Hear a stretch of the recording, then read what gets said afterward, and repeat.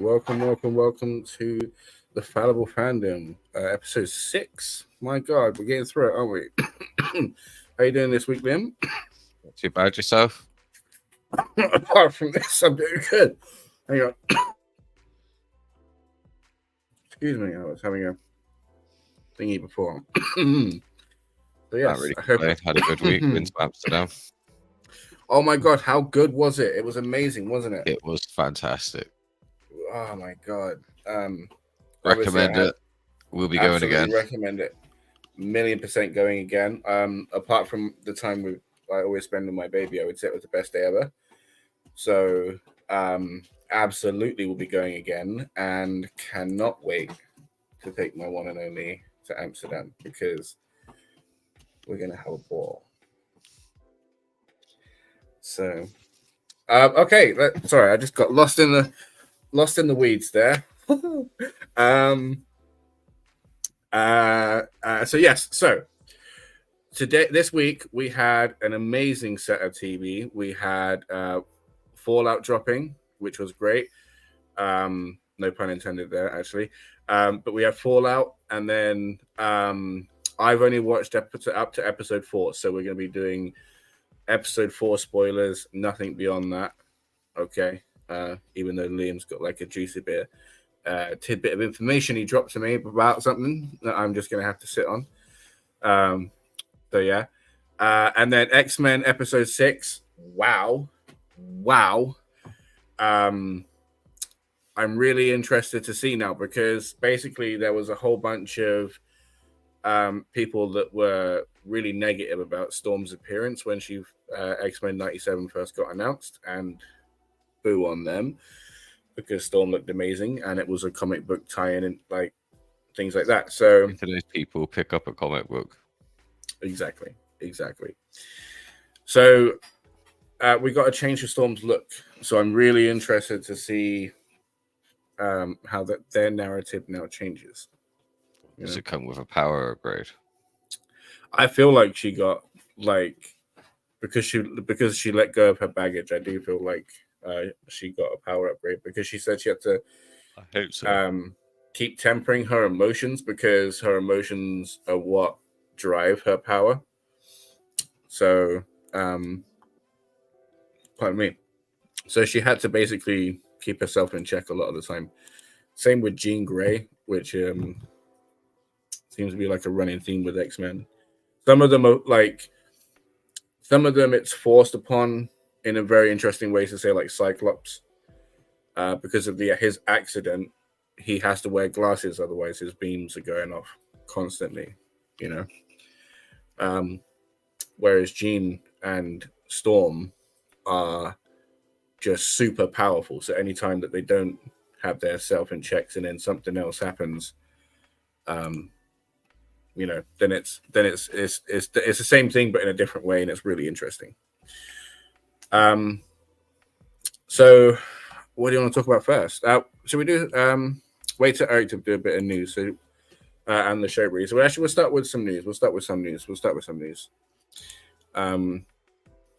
this because I know Eric doesn't do Star Wars really. He likes Star Wars, but he's not like a big Star Wars head. So let's get rid of this. Can't have that. Get me striked. Oh my gosh. Ads all up in the business. So the Acolyte star Amandla Stenberg, probably butchering that as to hell, hinted at how the show itself, the show will set itself apart from other Star Wars projects, even as it connects to the prequels. The Star Wars next show is the prequel to the prequels, but with a modern twist. Interesting. Very interesting. The Acolyte star Amandla Stenberg explains the show will be a modern take on Star Wars, blending old and new elements. Set 100 years before the Phantom Menace, the Acolyte will explore the fall of the Jedi Order in greater detail than seen before. So what that means to say, I think, is that it's more than just Darth Darth Sidious, and it's maybe going to be dealing with Darth Plagueis, and maybe his master even, because the rule of two is supposed to still be in effect. It was Darth Sidious that was completely just was just pushing that rule away, wasn't he? So, like what Darth Bane had set up should still be in effect. Maybe not. Where were we? The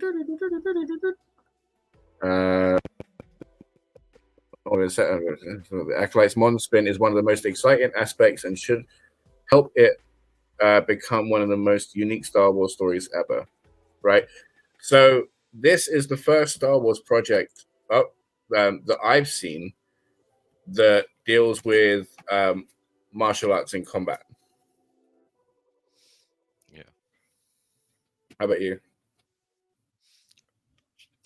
So I think that's massively interesting. It is good. It's interesting to see like there's other forms of fighting out there other than lightsabers, and like there are people out there with actual swords. You know, so it's going to be cool. It's not even swords. It's like like the martial arts of say kung fu, jiu-jitsu, and things like that you see in the Matrix. Yeah, it's more like that. So it's hand-to-hand martial art combat mixed. Yeah, this is what I'm saying. So it's the stuff you and I grew up on when we were young teens and sat there watching Channel 4 at 2 and 3 in the morning, and there's a Chinese martial arts movie or some kind of and then there was some kind of foreign cinema, and it's always really interesting. Yeah, martial arts is a big component of that, and to see it finally blended into Star Wars when all we ever had before was with the original trilogy, like Indiana Jones kind of fisticuffs, and then in the prequels we got some kind of fighting, but it wasn't much, because it's always ranged combat or lightsabers and stuff. It's very, very rarely hand-to-hand combat, so it's going to be good. So to see that, different to see. Considering what we've known and loved throughout the whole of the Star Wars universe, and the fighting skills that they've shown us, even in this day and age, into the more modern era, how would they have lost all of those skills?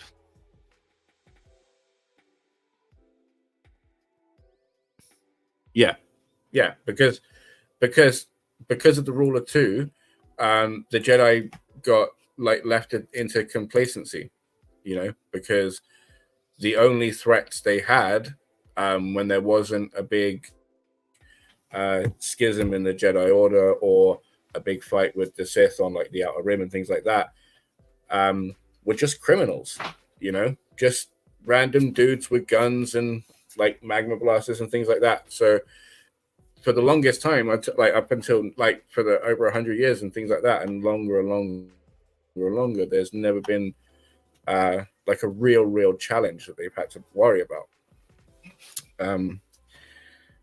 other than Mandalorians and things, but nobody that they would have to keep upgrading their fighting techniques for. Still there. So Amanda Stenberg, the star of The Acolyte, confirmed that the show acts as a prelude to the prequel trilogy, that it will take its own modern spin on Star Wars. Stenberg will play the mysterious May in The Acolyte, a character who's been swept up in a sinister mystery. While May's role in the show and even in The Acolyte story details aren't confirmed, it does seem that May will be central in the show's plot. As an important part of The Acolyte's cast, Stenberg has a unique perspective on the show and has recently shared what she thought on the finished product.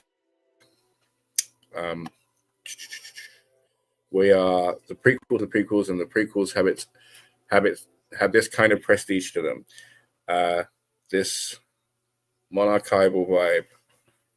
So one of my main questions going in was, are we going to maintain that sensibility?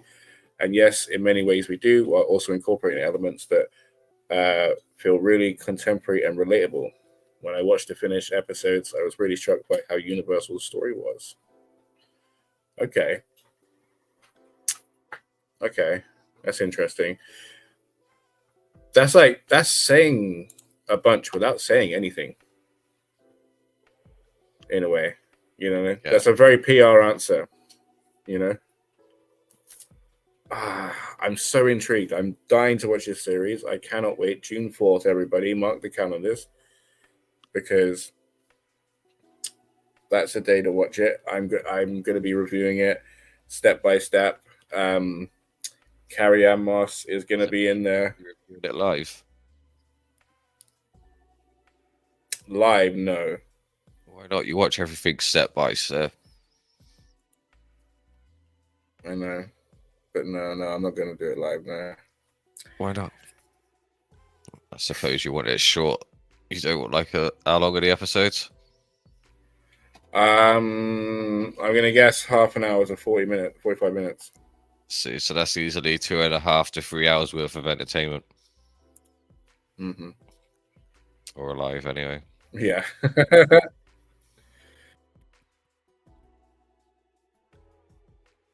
Okay, let's get rid of that one. And then there's another Star Wars 2024. Every major release announced so far. Let's get rid of these ads. Close the A.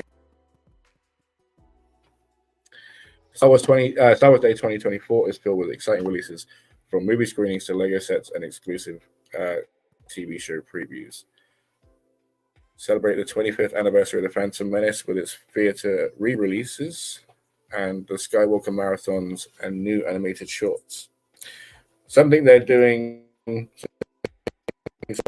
Spider-Man, isn't it? Because Spider-Man is being released throughout the year.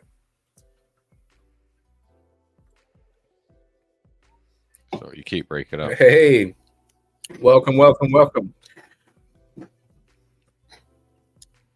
How you doing? Hey, what's up? How's everybody doing?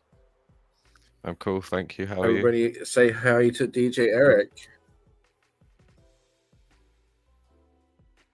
Awesome. Oh my God. Okay, it's great to have you here.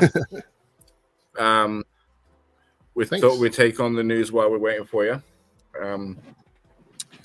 How was work? Oh, I have to go was back it work again. you're on your way home from, or? Yeah, I'd have to go back again too, so it's gonna be a long night for me. Yeah. Oh, wow. I have to go back in like an hour or so. Wow. But it's good. to have you on your break, so let's try to get through it as quick as we can. Yeah. I wanted to ask, actually, because I couldn't find it. Did you still have the links for the Alan Richardson stuff? Which ones did you want to look at? The Instagram one or his original? Yeah. His original post, and then the police response to it. Because there's been there's been even more now, I think. Yeah. My understanding. I think I have it saved. Give me a second here.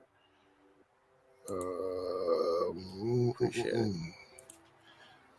Yeah. All right. So here is. I'll send it in the private chat here. This is the link to the police stuff, and let's see. And here's more on the police stuff if you want it. Paste that in the private chat.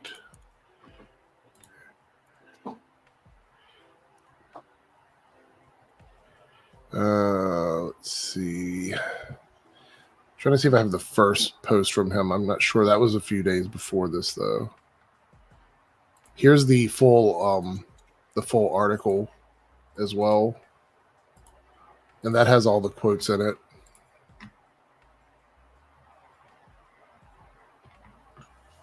Okay, so this is the one that's this is what I mean. There's even more. So like he replied to them. Amazing. Yeah, that Hollywood Reporter article is the one that has all of the original Sorry, quotes. Thank you all for your patience. Okay, perfect. Okay, so so this platform, the Fallible Fandom, is basically to show that like humans are fallible. We all make mistakes, and we all learn, and we all grow. Okay, and I think that's an important message. You know, not everybody's led the perfect life, and nobody is all good all the time. You know, and so it's important to understand when you've made a mistake, and then it's important to grow from it, and to aim to or strive to do better. Okay. Yeah. And a person, I appreciate that. Yeah. So a person that is using his platform for a positive message, for his religious views, but also his political views, and how he views how he feels people should be treated, and that is Reacher star Alan Richson. So we're going to be looking at. So it all started from an interview he did with, was it the Hollywood Reporter, the original one, the original interview?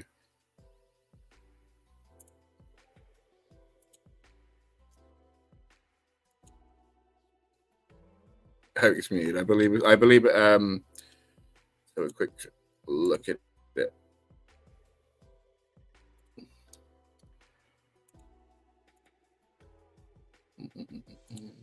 Here we go.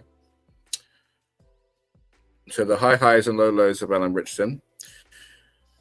I'm not sure where it is in here, but basically, is this it? Oh no, Eric's still muted. It's Liam. Welcome back, Liam. We're just having a look at Alan Richson's article with the Hollywood Reporter. So basically, we're trying to get to his comments about Trump, which ignited this. What I did was I just did a find thing and typed in Trump, and it pulls up that part of the article. If you type that in, like if you just do the control find and type in Trump, that'll pull up the part of the article where he says it. Okay, that just shows how computer illiterate I am. Did you say control find? Where's that? Well, the F, control F. Yeah, that's the control F. Oh, right. Okay. And then you can. Okay. That should allow you to type in the word Trump, and then that should pull it up in the article. Perfect. Yes. Okay. Thank you, DJ Eric, for once again just showing the way. Okay. So the simple message, he says, has become twisted in today's fraught political landscape. Christians today have become the most vitriolic tribe. It is so antithetical to what Jesus was calling us to be and to do. It also upsets him that the Christians have so closely aligned with the former President Donald Trump. Trump is an R word and a con man, and yet the entire Christian church seems to treat him like he's their poster child, and it's unreal. I don't understand it. His mother remains staunchly Catholic, but quickly swats away any associations. It's worth saying that the atrocities that are happening in the church that are being actively covered up, even to this day, with people not being held accountable, is repulsive. So, so let it be clear that it's more. What's really interesting is it was more the behavior of the church that he was drawing criticism on, right? So, like the fact that somebody just saw Trump's name in there and just got uber defensive over something that is factually true. The man was tried and had to pay like a whole bunch of money to E. Jean Carroll because he R-worded her. That's it. That's just a fact. Yeah. It's not anything else. It's just a statement of fact. So what Alan Richardson is saying here is that that people that are sitting there saying, "Oh, always think about the children, always think about the children, their morality and their sensibility and everything else is fragile and under attack because of like such and such, right? Because of their monsters and their demons." But their hero and poster child is an R-worder, you know, an SAer, someone who was on that tour bus actively saying, "Oh, I just grabbed him by the pee," you know, and that's a person that like thousands and thousands of millions of people like were like, "Oh yeah, that's our leader." Right. I don't get it, and that's what he's saying. Okay, and it's as simple as that. And it's about time that somebody used their platform for good. It's like America's Gotham right now, right? You have all of these people of power and influence that are using their platform to spread messages of hate and nastiness. And you have this white knight just coming in and saying that's not right. And people are trying to jump all over him for it. And it's disgusting. It's genuinely disgusting, and they should know better. And one of the people that should know better is the police department, who are incredibly unprofessional. And we're going to show you how unprofessional they are.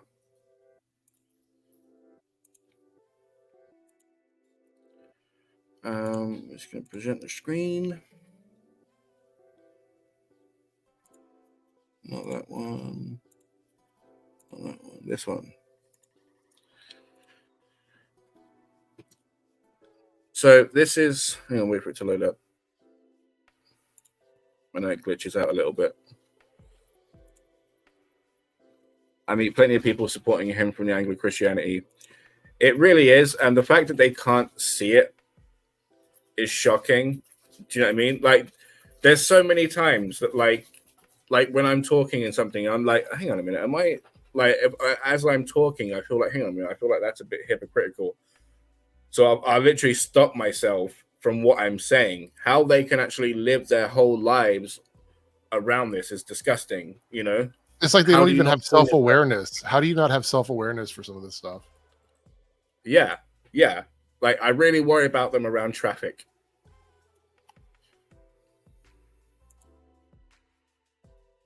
That's a great point. But it's sad. It's really sad. Okay. So while this is from the National Fraternal Order of Police Officers. So this is basically, I believe, their union of the police department or a union of the police department that decided, right, that they should respond for just because he decided in his in that article to talk about police reform, which absolutely is needed. Which is absolutely needed in America. Police reform is massively needed. I cannot state that enough. The police officers in schools, that needs to change. The police officers that have no accountability and sit there trying to fiddle with body cams and everything else, that needs to. There just needs to be a massive amount of accountability and training in de-escalation. Proper training. That's it. I mean, when you've got to train longer to cut people's hair than what you have to become a police officer with a firearm, you know, then you know something's wrong. Exactly. That was exactly Alan Richardson's point, is that training is something that needs more training. Like Liam is saying, is very much needed. But like the variety of training. Do you know what I mean? It's not just training to be a force or training to kick down doors. They need to train in de-escalation, like a small element of family counseling, like drug rehabilitation help. You know, like the list is never ending. Like, they are the first port of call with the public, you know? So, I mean, that's like, part of the reason why here in America they've tried to set up a way for people to call for social services before the cops. Because if you're having like a domestic dispute, it's better to have someone there trained in de-escalation and mental health than it is a police officer. exactly. They should have different cops for different situations. Yes. And the most I know that there is canine units, standard units, like sheriffs and SWAT, you know. So there's not like a massive variety, from my understanding.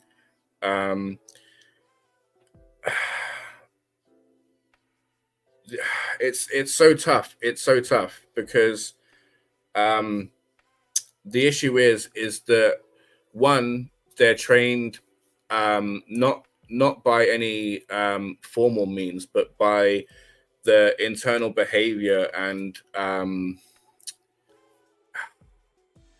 atmosphere of the police department is that you all stick together.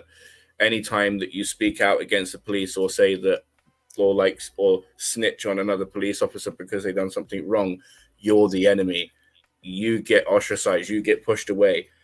Those people need to be celebrated because they're asking for accountability. You know what I mean? And then you also have police trainers that are basically trying to train people to be John Wick. And that's not what's needed. We don't need cowboys. We don't need heroes out there. We don't need people to just burst in, kicking doors in, and just waving the guns around. It needs a softer, slower touch, and there needs to be a massive hitman, not a hero. Exactly that.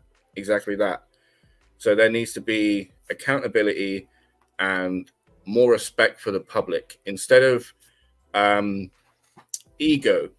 I think ego is a massive factor and a massive problem because I'm sorry, I've gone on a bit of a rant, but I feel like ego is a big part of it, right? Because you have the public now that have a false ego because there are some people that do audit the audit or like try to check the police on what they know, right? There are some people who are knowledgeable and can do that, right? But then the wider public have grasped onto that and thought, oh, I now have a weapon against the police. I'm kind of untouchable because I have like a memorized little thing. That's not how it works, you know? So like in a crime, you deserve to be arrested. Yeah. So there needs to be the ego of the public needs to be needs to come down a little bit, but then the ego of the police department, just because you have that badge doesn't mean you're untouchable. It doesn't mean you're always right. It doesn't mean you know the law above anybody else, because the lack of training that you have, you don't know much of it. You know, like there's a reason. Funny or anything, if there's two lads having a fight and it's fair, yeah, there's no need for police involvement whatsoever. You know, well, there isn't. If it's a fight and they both agreed on it, you know, we'll meet at this place and have a fight here. There, no need for police involvement. If somebody was to get stabbed or shot, then yeah, police involvement. Okay. Okay. I'm just saying, not every crime or situation needs police involvement. It could be settled there and then, like that. Okay. Obviously, being able to talk it out would be a better option, but if it's not the option and they agree to fight, then that's that. It's an interesting approach.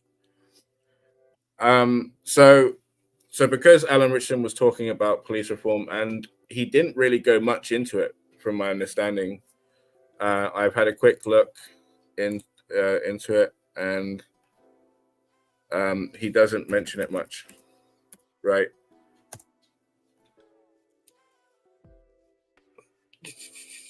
So yeah, because it was because of a picture that resurfaced where he said, "Arrest the cops that killed Breonna Taylor," right?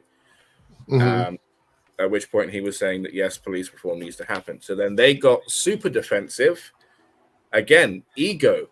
their ego needs to be checked because they don't need to respond to him sharing his message. You know, like if you're doing like nothing wrong and you don't need police reform and you're confident in your processes, you're confident in everything that you're doing, like why not let him say that? You know, because he could say that and you can say, okay, well, come and look at what we're doing. We're doing fine. We don't need it. You know, but you're scared, you're on the defensive because you know he's right. And then you got real childish and then decided to say, while Mr. Richardson gets his face and forehead powdered on set, our officers are out doing a job he doesn't have the courage to do. Our officers prefer to do it on duty. While he gets to hear loud pops and have blanks fired at him, our officers feel the heat of bullets as they pierce their skin. There are no take 2s or 3s in real life. Hopefully they don't do that. I mean, I would like to think that's not something that every police officer has, is being shot. You know what I mean? Yeah, that's you're right. That's a really interesting bar to set. Like that's what we have. That's weird. There are no 2 takes or 3 takes in real life, Miss Richardson. We have people who want to kill us and we play for keeps. Including acorns. But the issue is like, this is what I was saying on your stream, Eric. This bit here, we play for keeps. It's almost like they're Judge Dredd or something. Like they're the ones that decide who lives and who dies. It's really weird. Yeah.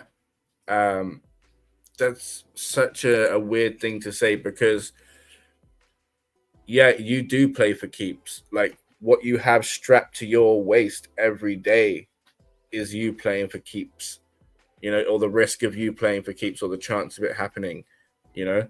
And there are so many people that have sadly lost their lives because you've been playing for keeps. And it's horrendous, which is why people are screaming for police reform. And I can't shout high enough for it, honestly. I mean, look at that poor bloke who nearly lost his life the other month when that acorn fell on the police car. Yeah. That was so bad. I'm so glad he quit. That was so stupid. He should be so embarrassed. But just another useless Hollywood actor, virtue signaling for attention at the expense of brave police officers around the country. Go back to your pampered lifestyle and let the heroes handle this. What a childish response. Completely unprofessional. And I'm sorry, but again, you're supposed to be setting an example. Do you know what I mean? You're supposed to be saying like, hi, we are the members of the, that protect your community, safeguard everybody. And then you're basically showing that you have the backbone of a child at school, like, somebody said something, so I must retaliate.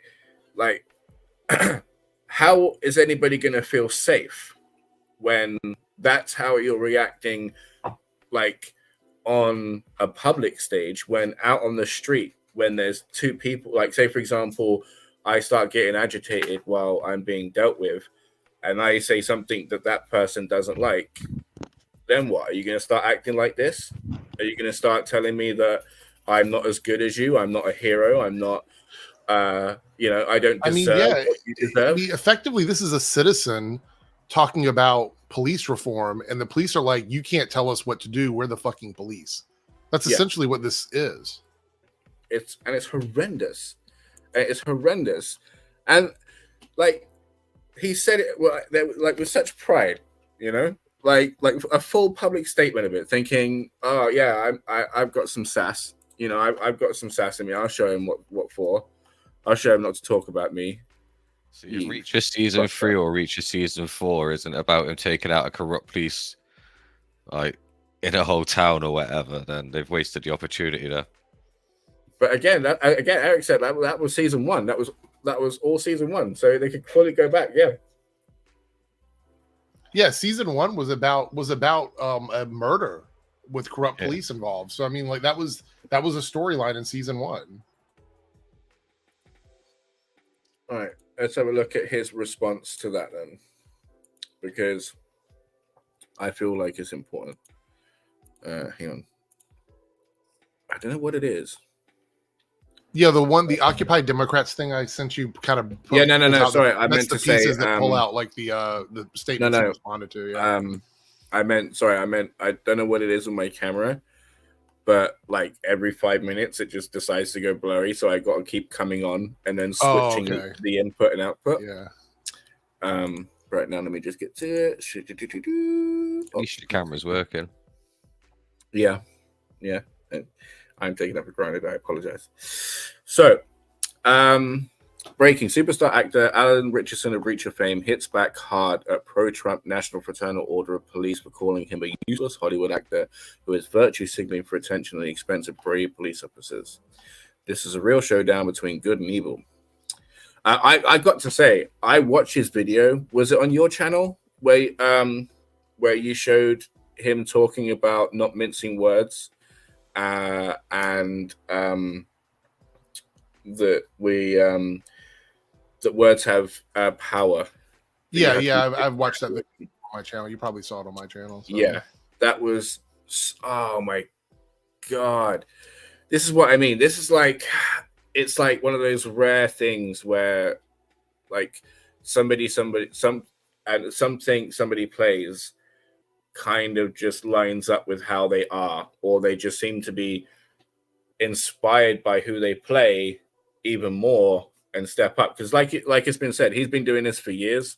So whether he leaned toward doing Reacher because like it kind of like lines up with his moral values, like he sees a bit of himself in the character, or like he's inspired by the character and decided to kick it up a notch. I don't know. Or well, I mean, the thing is, if you go back and you look at his social media, he's been like this well before he was super popular. This is why their argument that it's like a Hollywood thing doesn't make any sense. This man has felt this way pretty much since the beginning of his career. So I don't know how they can frame it like, oh, all of a sudden now he's in Hollywood and he switched it up. That doesn't make any sense chronologically.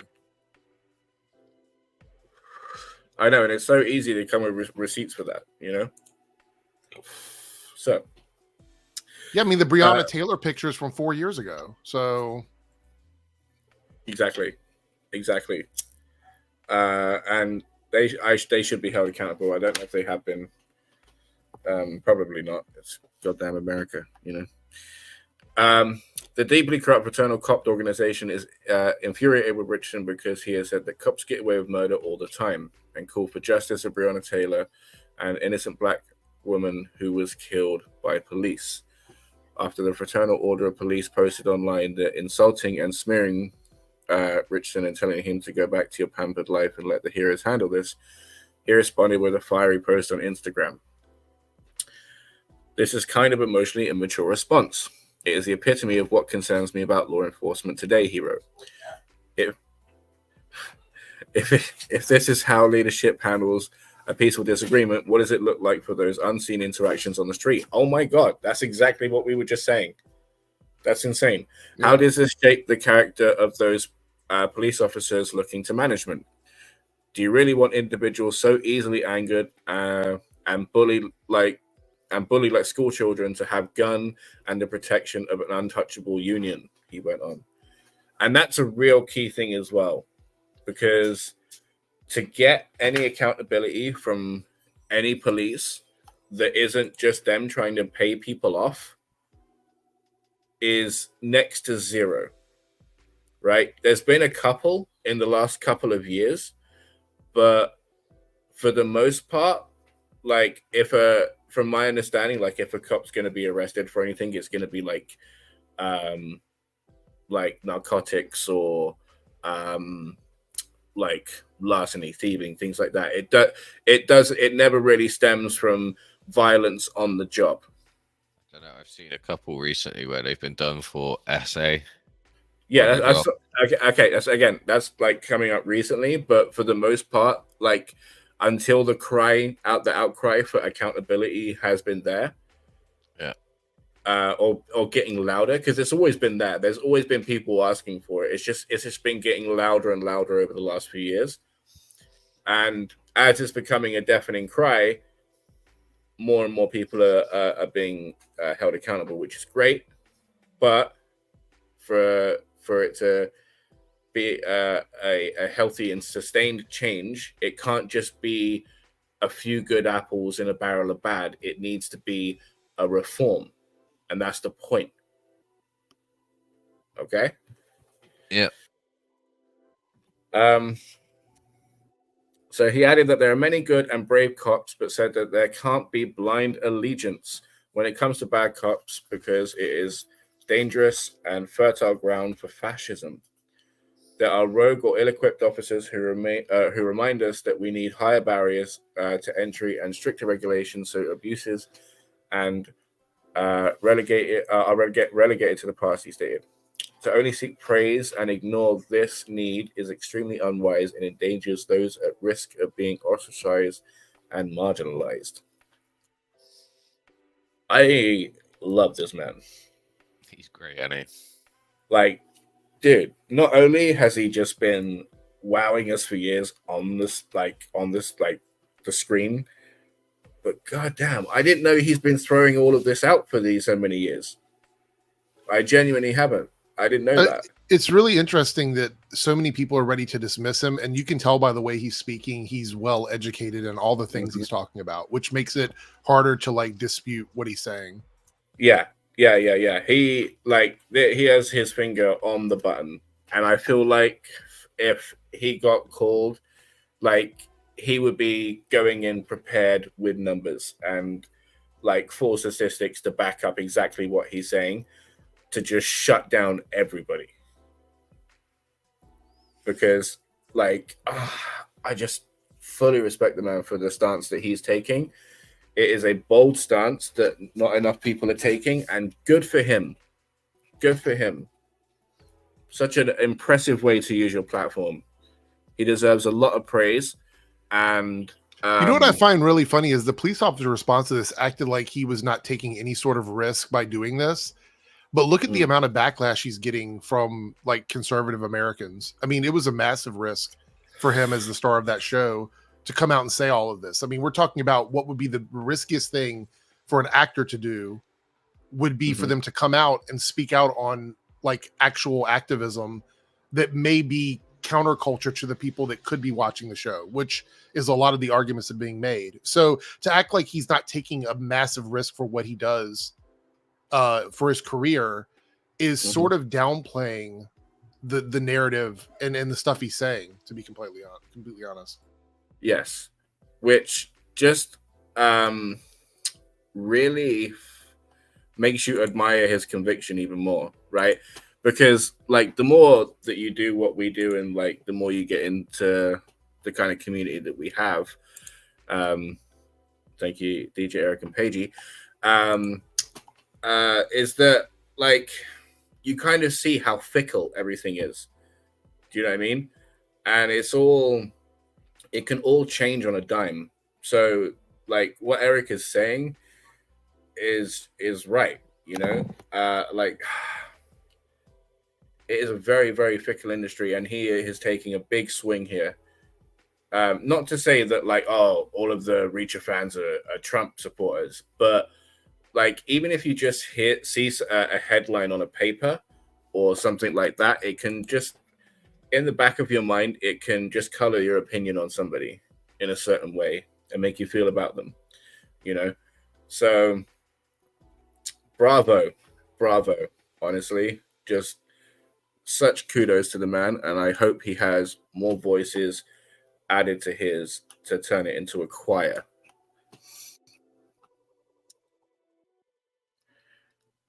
So, not done there. Richardson also tore into MAGA Governor Ron DeSantis for passing a law making it illegal for anyone other than the police to police themselves. That's disgusting. Yeah, Ron DeSantis. You shouldn't be able to do that. Absolute pig. I cannot stand that man. So by them saying that they're trying to say that the public can't record the police then. Yeah, essentially turning it into a police state. I mean, that's really what he's doing. Wow. That's yeah, that's bad. truth. This lack of transparency would be laughable, if not so deadly, he went on.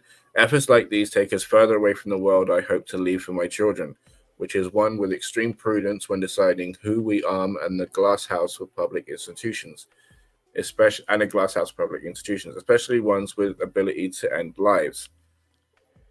Absolutely. He's so well spoken. I mean, he's just a very well spoken person. He is so eloquent. I absolutely love it because like it just shoots away all stereotypes. Do you know what I mean? Because you just look at him and you go, oh, just a big jock, you know? Look at that, yeah. Like people would think that, you know, I mean, not myself or whatever, but like that's the stereotype. And then he's very smart and on the button, you know? Oh my God. He's so cool. He just keeps just pushing himself so much higher in my esteem. Yeah, I don't think there's a role that I've not liked him in so far. Mm-mm. He did really well with Hawk. Did really well with Hawk. Like that was a difficult role to play because he had his toing and froing with us liking him and not, you know. Yeah. Especially with all of the addiction problems he was going through, but also how he was treating Dove. That was a massive thing. Because Dove was great, you know. All she was doing was helping everybody. Yeah. So Richardson was already hated by the MAGA crowd. Oh, okay. Okay, hang on a minute. So, interesting. So Richardson was already hated by the MAGA crowd for calling Trump an R-word and a con man. Now they're really going to despise him. Okay, so this is interesting. So I wonder, because as we said, like I haven't gone back over everything that he's done before. I wonder if he's called Trump these things before. You know, he's spoken out against Trump. I don't know if he's used that specific language. I'd have to go back and look, but I know that he's never been a Trump supporter. Okay, so then, like, was it Nerdrotic or Yellow Flash that we were talking about on your stream? Like, completely destroys their point of like, oh, he's just destroying all of his Trump supporters for Reacher. Yeah, because the guy's never liked the guy, as you say, and has always been outspoken against him. So that's never been a thing. Do you know what I mean? So if anything, it should be the entirely left people that are watching Reacher. Yeah. So yeah, okay, that's where we're going to leave it for Alan Richardson. But I just want to say, So here we go. I'm looking now. There's a post from 2021. Sorry, I just want to get this in before you jump away. But there's a post. Yeah, no, please do. From 2021, where a radio host, KJM radio host, was talking about the stolen election, and it says here, Liam will go back in a minute. Let me find quickly. Reacher star Alan Richardson called Donald Trump a grapist. I don't want to say the word, but there seems to be an interview from 2021 where he talked about it on a radio show and on a Q&A in 2021. So he didn't say that specific term, but he definitely... But he's been throwing that word around for him. Oh, yeah. It also looks here... This is from... this was back during the first presidential term for Donald Trump, or his only one, but the one back in 2016. He also spoke about Trump back then. So this is not, it's not new for him to speak out against Trump. Means. Yeah.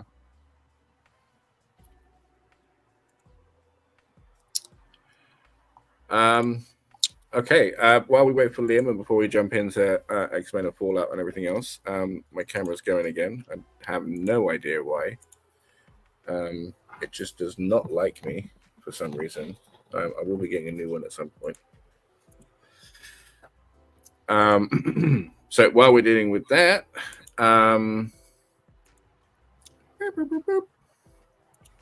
what's that on the screen?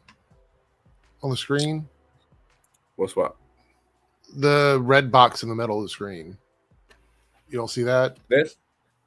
No. On the screen, it says something about like account lock or something. Do you see that? No.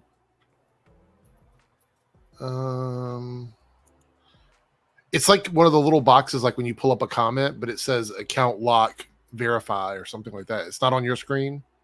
No. Okay, give me a second. Let me look at my account. Hold on. Yeah, of course.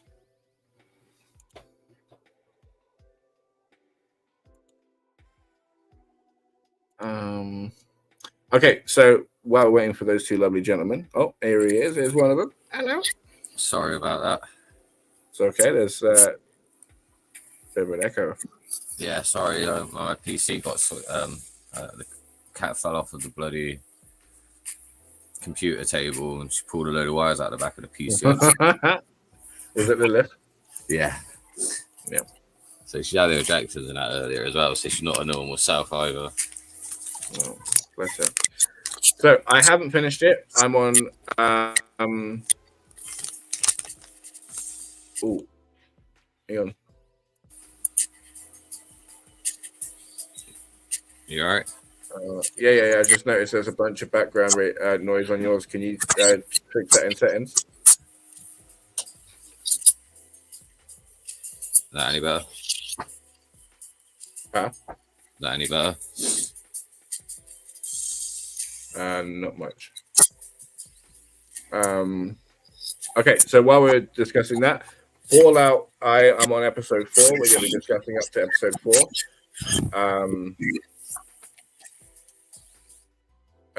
That is.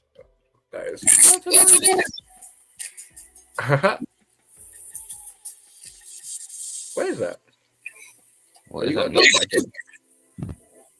in? Who, me? Yeah, No. sounds like a. Oh, okay. So, Fallout Season 2. I'm on episode 4. Apologies, everybody. Wouldn't be me without technical difficulties. As I say, that that name was taken too early, right? So I should probably just go and buy it off of him. Mr. Technical Difficulties, right? So yeah, Fallout Season 2 has been it's been renewed for Season 2. My apologies. Yeah, no, that's probably. Why is there music in the background? That's just the background noise for the stream. Cool. That's good with me. The background noise gone now anyway, yeah. No. No, I've got on. I don't know why it's doing it then. It's all right. So renewed for a Season 2. I'm excited to see where they're going. They've done really, really well of converging the stories of Maximus, Lucy, and the Ghoul. And I'm looking into getting into that later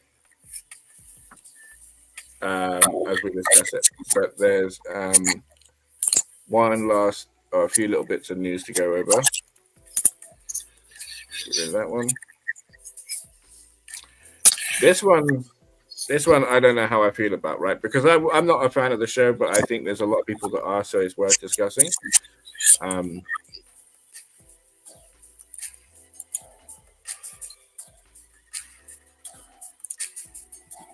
And that is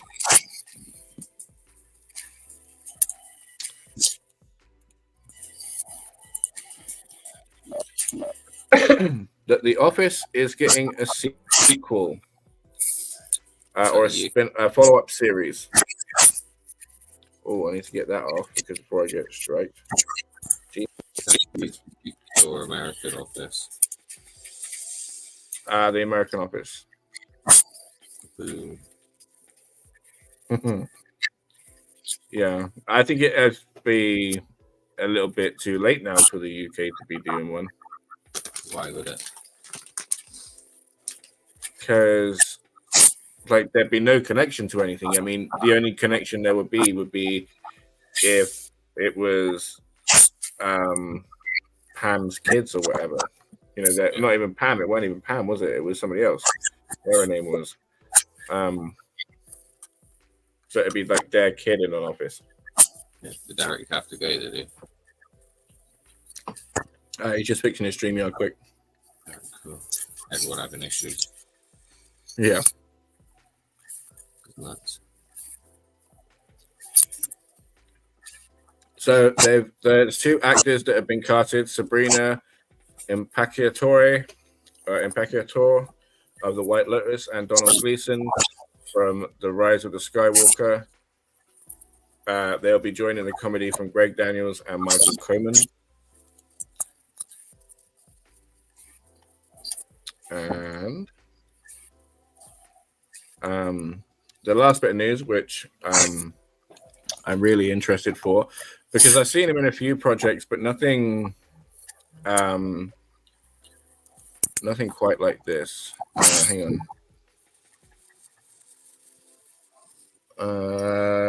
Eric's looked at it. Hang on.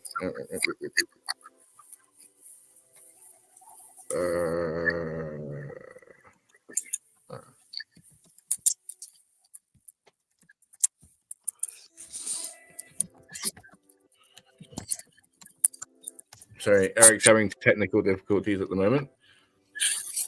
So the last bit of news.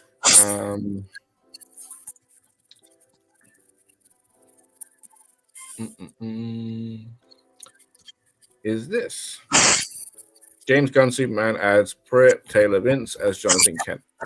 So again, an actor that I've seen in a bunch of projects that I enjoy, but nothing in a super major role. I know he has played major roles, but now he's going to be Jonathan Kent, which is a really different take on the character as opposed to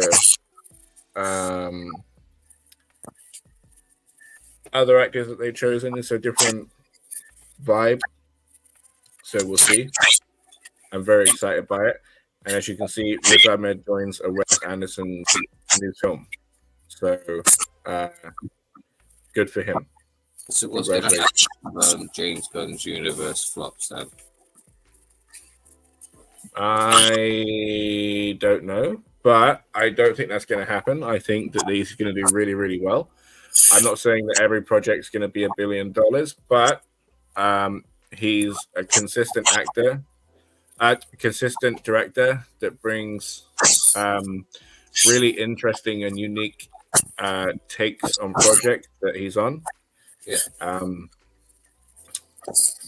So, I mean, look at come in and just done, and then it just like bombs hard. It'll be sad. But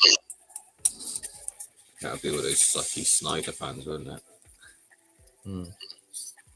No, it wouldn't be their fault. No. No, I wouldn't imagine so. They wouldn't really have much to do with it. They're sat in their little basements typing up stuff, you know. Yeah. There's Rebel Moon 2 out now, isn't it? And Rebel Moon 2 is out, yeah. I haven't even seen the first one yet. I have not seen the first one yet. I tried to, and I was like, Was it that bad, was it? I just couldn't. I tried watching like the first 15, 20 minutes of it. You know what I'm like with watching stuff. If I can't get into it by then, I tend to switch off. Yeah. So, on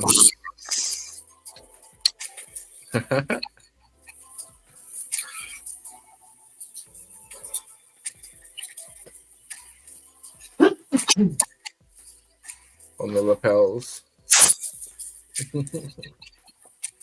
I love a lapel.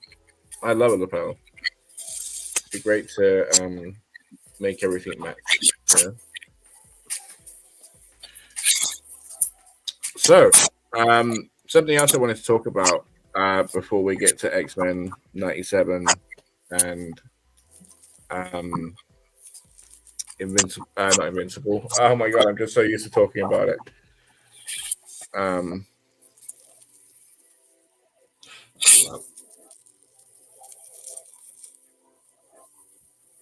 That's right. Is that Hell of a Boss is trending on Twitter, right? And I clicked on it and I was like, oh, is there like more than 6 episodes in season 2? Are they going to be like a second half of season 2? Are they only going to have 6 episodes in season 2? So there's going to be season 3? I don't know. I'm super excited. And then there's just the clickbaitiest stuff the clickbaitiest stuff. Like, there's a whole bunch of people saying that Vivian Madrano was saying that Blitz was going to get Stolas pregnant, and then somebody was saying that Fizzarali's going to get not Mephistopheles. Who is it? The guy that like does love. I've not seen the whole of Hell of a Boss yet, so it's so good. It's such a good show. Absolutely love it. I know I was what I told you. Yeah.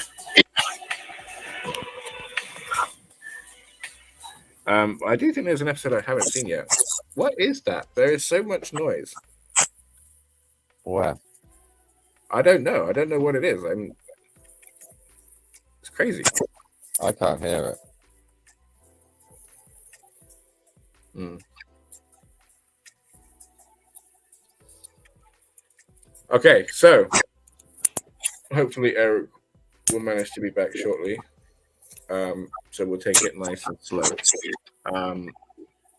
Okay, first we'll do Fallout, because I would love Eric to manage to get back for X-Men 97.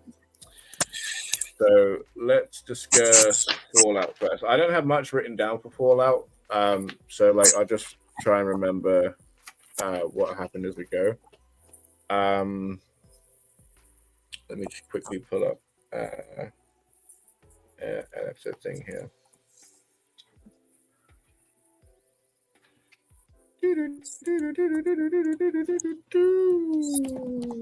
How far have you got into Fallout? I've watched up to episode 4. Episode 4 too. Okay. I may have watched past that, but I know that I've definitely seen 4 episodes at least. So the target, right? So episode 2, we get introduced to the Doctor in his lab in, I want to say the Enclave, right? Because he was part of the government and a whole bunch of dealings, and he was doing a whole bunch of stuff that he shouldn't be doing. And then we see him like self-experimenting. That's all good doctors do. Right. So he injects himself something which becomes the kind of MacGuffin that everybody has to go after. So now he is the head that everybody's searching for. Well, it becomes the head that everybody's searching for. Episode 2, we are introduced to Magnus's time with Lord Titus, and him being attacked and him losing his big gun, getting attacked by an irradiated bear. We see Lucy exploring a town and trying to basically be like Ned Flanders in a world of Mad Max, you know? And it goes about as well as you can expect. Because in a vault, everyone goes about trying to do everything right. What's the right thing to do? What's Exactly. She is how everybody should be, treating everybody with respect, and treat her golden rule, which you find out in episode 4, is treat others as you would be treated. Do unto others, as you would say. And yeah, so episode 2 is a little bit action packed. All of the stages set for episode 3, where or no, it's episode 2, isn't it? That they fight in the town. Or is that episode 3? Episode 2, right? So the stage is set. They all fight in a town. I forget its name. I think it's episode. It's either 2 or 3. Episodes 2 or 3. Titus, Maximus takes Lord Titus's armor after he succumbs to his wounds from the irradiated bear, because he was blaming Maximus for his injuries. A real dick of a character played by Michael Rappaport. Real douchebag. Not a nice guy. Probably deserved to die in the suit, really. So then Maximus becomes Lord Titus, and then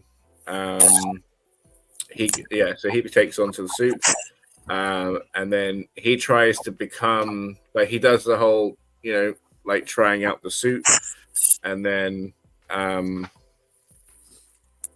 like jumping around, how fast can he run across the desert, things like that, and then tries to be the sheriff, and it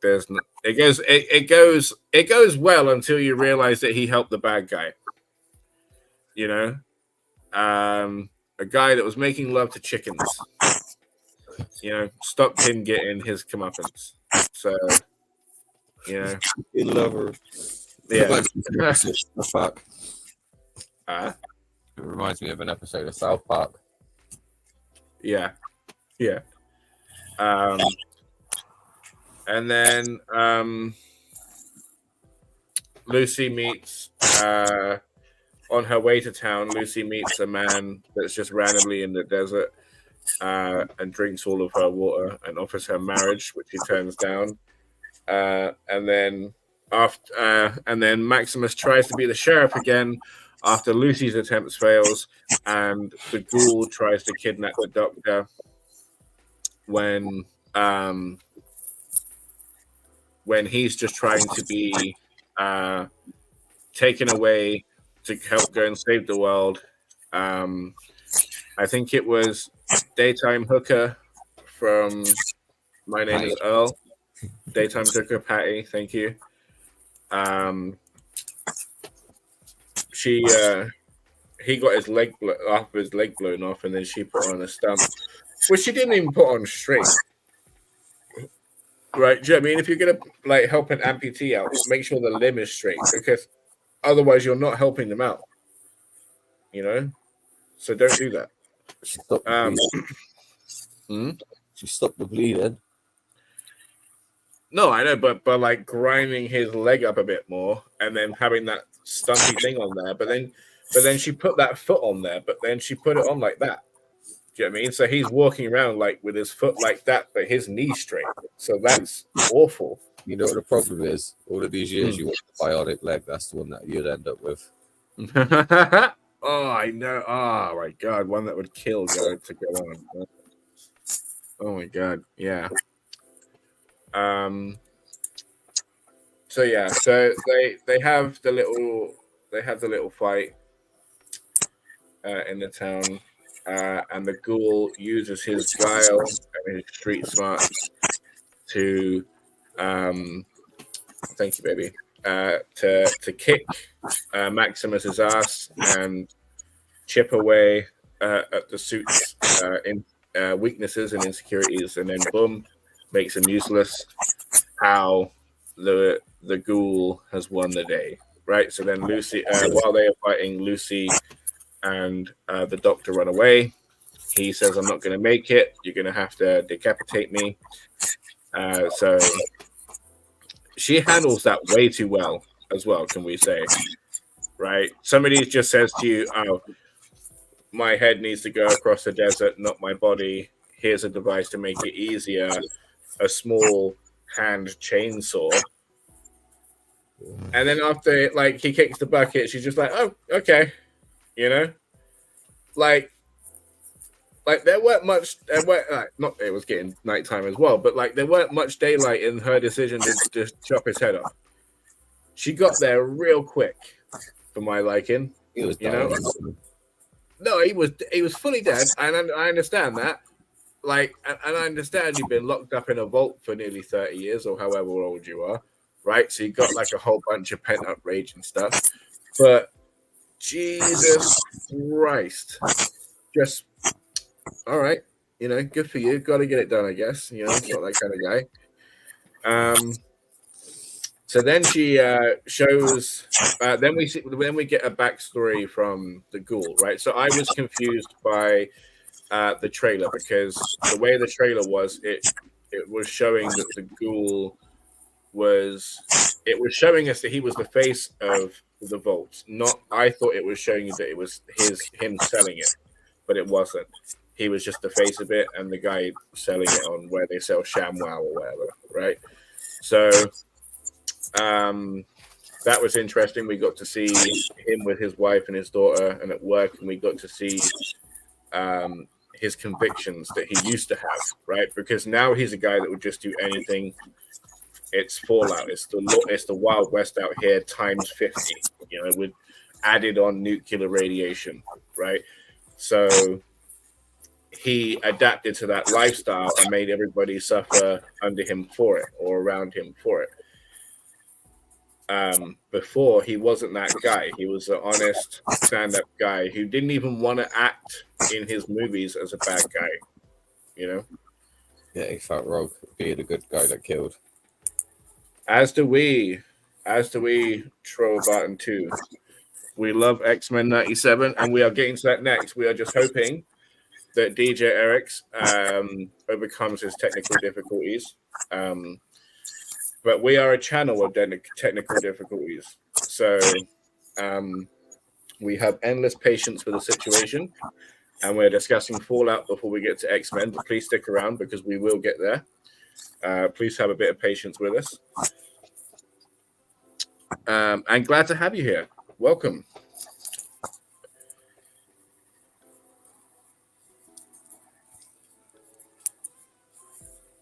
I feel like that's a South Park reference. It is. Okay.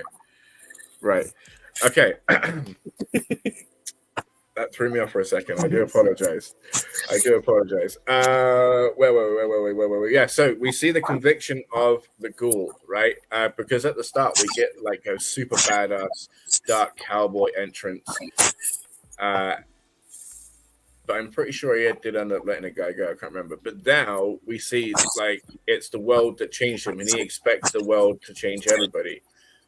But Lucy, coming out of a vault, has been through so much shit already and just absolute hell.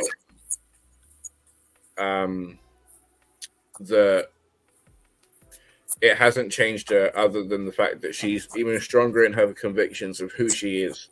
Steadfast in the fact that she will always be doing the right thing. What were we saying?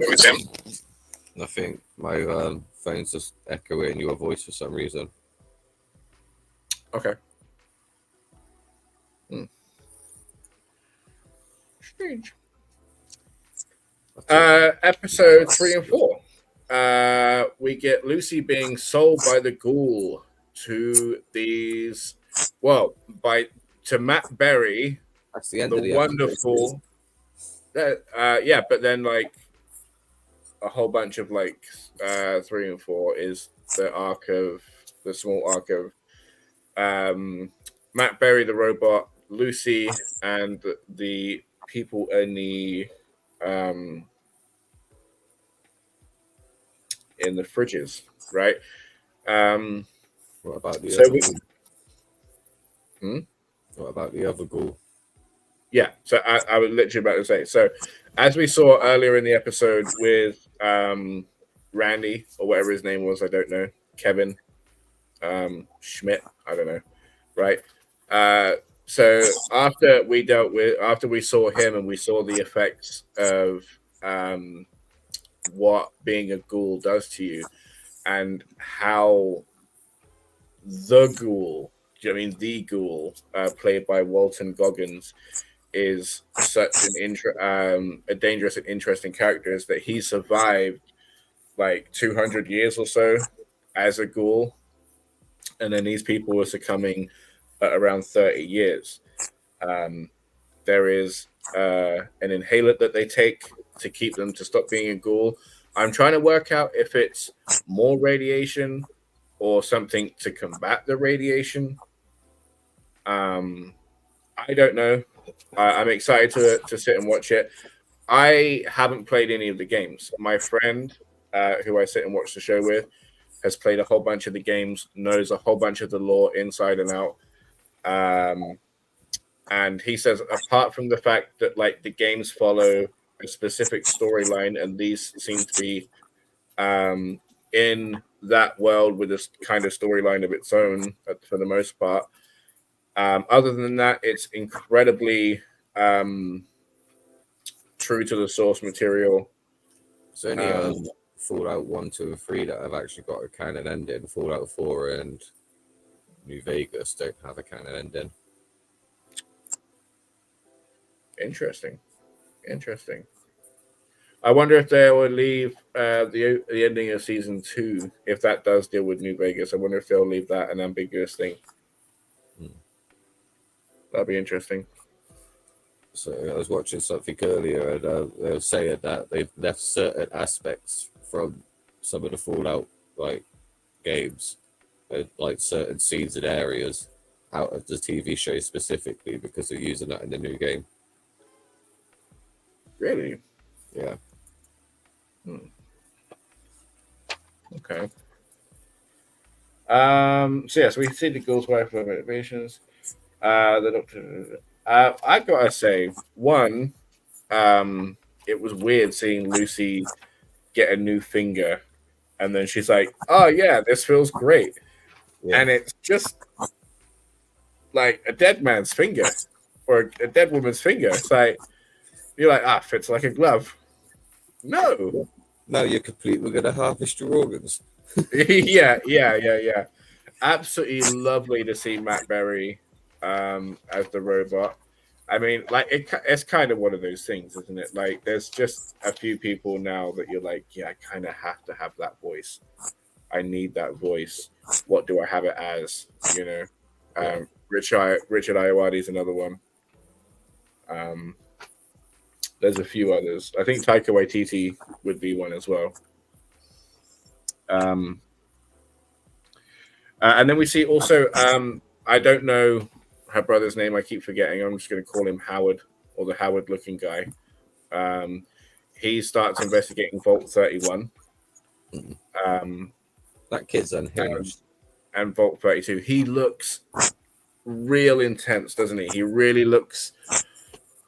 you can feel the weight of everything that's hit him, right? Because he's still surrounded by the people that they managed to cage up, right? So they were just knocked out just because they didn't, they're not killers, you know? I'm surprised there wasn't one of them among them, even the blonde lady that wasn't like, do you know what? They killed my baby daddy. I'm taking, right? I'm taking these guys' lives while they're unconscious or whatever. You know, I'm surprised that didn't happen. No, she just decided to do some weird shit instead. Oh my god. How do we not get into that? What's her name? I don't want to call her Brenda. It's not Brenda.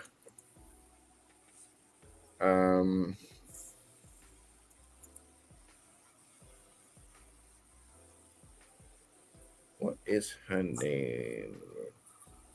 Stephanie. Okay, I went far off.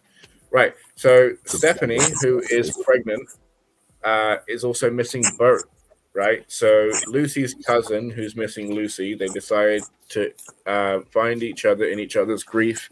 Him grieving a relationship that basically never was. He was just having. He caught basically him and his cousin were friends with benefits. They were friends with benefits, and he caught feelings. Yeah, you would say. Yeah, and that's right. Why Lucy wanted to change roles in the first place, because she wanted to procreate. Yeah, and this is what kicked off the whole thing. It was. I forgot where I was. Yeah. Stephanie and Lucy's cousin. cousin. Bert, yeah. Stephanie and Bert, right? Or Bert 2.0. Just the things are getting down and hot and heavy in a massively strange way. Women got wetter the way you never wanted to. Her water broke, and we have a new addition on the way. At which point he was taken by the Howard lookalike, who I need to get his name. Nope. Oh, it is Norm McLean. You keep calling him a Howard lookalike, but what is it? A Howard from Treehouse of Horrors? No, like with that haircut, he looks like Howard from Big Bang Theory. Yeah, I know, but you know, like that episode of Treehouse of Horrors where they've got that twin of Bart who's up in the attic. Oh yeah. His No, bless back him. quite the same. Oh, bless That's, him. that's what I mean. You keep Bless. saying Howard from, you know. So I'm like, what is that? Like a Treehouse of Horrors type of Howard? So yeah, so they go off and explore 30 Vault 32, I believe, because they were or Vault 31 because they were discussing, like What happened the there? risks involved of having outsiders come inside. They go over there and realize that people have either unalived themselves with toasters and forks, or unalived each other with hands around each other's necks, and a whole bunch of other crazy things. And that was 2 years ago. How they could tell that from a device, just scanning somebody, I don't know, but yay for the future, right? All of the crops are dying, things like that. And there's just things on the wall that say, we know the truth. So it's something that we're going to be finding out in the next couple of episodes because there's only 8 episodes left. So we have to find stuff out in the next 2 and then deal with it in the 2 after.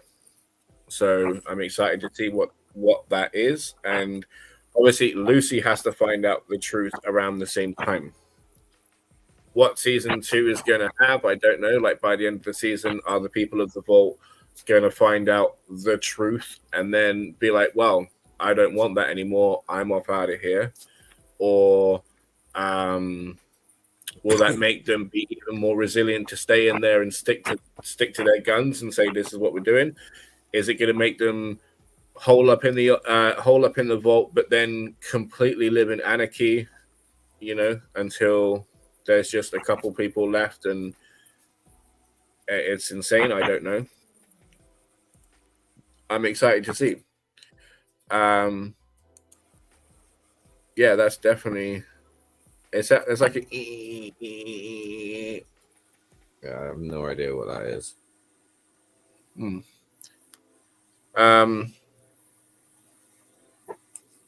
me 2 So seconds. yeah.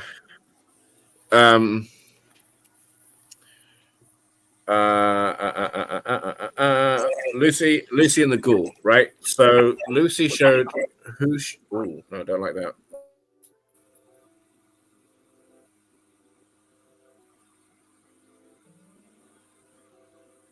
Yeah, there's no noise coming out of my mic apart from when I talk, dude.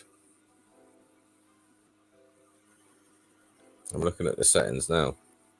So Lucy and the Ghoul they've been like, the Ghoul had Lucy kidnapped and held hostage and was taking her across the desert to go sell her to Matt Berry for a whole bunch of vials, 60 vials, which apparently is 2 months worth. At which point they kind of find out which kind of people they are. And we see that there's a darker side to Lucy. She is willing to fight back for what's hers and use violence, and she even takes the Ghoul's finger, which is why she loses one of her own, needing to replace later. But then she gives him the vials, and because she has no need for them and he needs them to not turn into a mindless, violent, horrible person. He needs them to stop her from being what he already is, basically. Yeah. Because he is mindless and violent and horrible. Exactly. So I think that act of generosity and kindness will pay off later. I think that mixed with him seeing the video of himself kind of give him like a shock, like a splash of cold water that wasn't irradiated, to kind of show him that you can stick to your convictions, you can be a good person out in this wasteland. The world doesn't have to break you, like society can be a thing in an apocalyptic wasteland. Everybody's just choosing not to because the they live in fear and violence and just a cycle of abuse between everybody. So I'm excited to see more about the Enclave. I'm excited to get to see more from Lucy. The dog's just with the head at the moment. Yeah. There was a really cool moment with Maximus and the bully that I really like seeing. Yeah. So for everybody, the bully. So Maximus came. He was living somewhere, just out and about with his family, and then a lord in a T60 armor came along and killed everybody, and then he became a part of the Brotherhood of Steel. He then got bullied. As we find out, the person that was bullying him was being bullied himself and picked him as the new target, hoping and expecting him to also pick a new target when more recruits came in. They just never got round to that because everybody got sent on their way before that could happen. And as Maximus is faking his death, so basically Lord Titus died from the irradiated bear. Maximus took over, said that he was dead, and has now assumed the identity of Lord Titus until he can Get the head. bring back the target. Exactly that.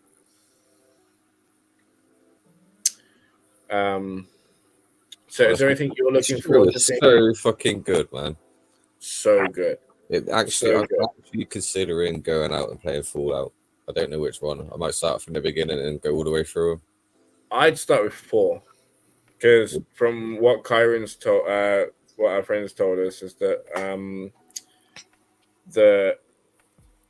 I think 3D and especially 4 are like the more open worldy first versions, and then the first 2 were like a 2D kind of like puzzle thing, like Bolt thing. It's not like a it's not like a game you're going to enjoy, and there's not. I don't know if there's too much story in there. I think it all comes like later. I don't know. New Vegas is the best. Yeah, that's a very popular opinion. I think a lot of people think that. That's good. That's good. Not sure if that's the one to jump into, or the one to end on, or what. But I too have been interested in playing the game franchise since the show. I love Lucy's actress. I'm not going to try and butcher her name or try and remember it at the moment. Hang on, I actually have it up. It's Ella Parnell. Apparently, she's actually English. And then we have Aaron Moten playing Maximus, and Walton Goggins playing the Ghoul. All of their stories started really strong, crossed over quite well. And I'm really interested to see, because they got like a whole romance thing going on with Lucy and Maximus that I don't really care for, but whatever. I'm more interested in seeing Lucy and the Ghouls' interactions. Not to say that I want them to have a relationship, but like how to see how they help make each other grow in interesting ways. And with the Ghoul helping Lucy grow, it's not going to be necessarily in the quote unquote best way, but it might be a way that helps her survive. Do you think we get answers to what happened to the Ghouls family this season or not? Yes. At least, I think it'll at least be alluded to, and then maybe delved in more into next season. I don't even know if he's going to be around next season. You know, I don't know. I don't know nothing yet. You know, I'm going entirely in blind, as you are. Who created this show anyway? I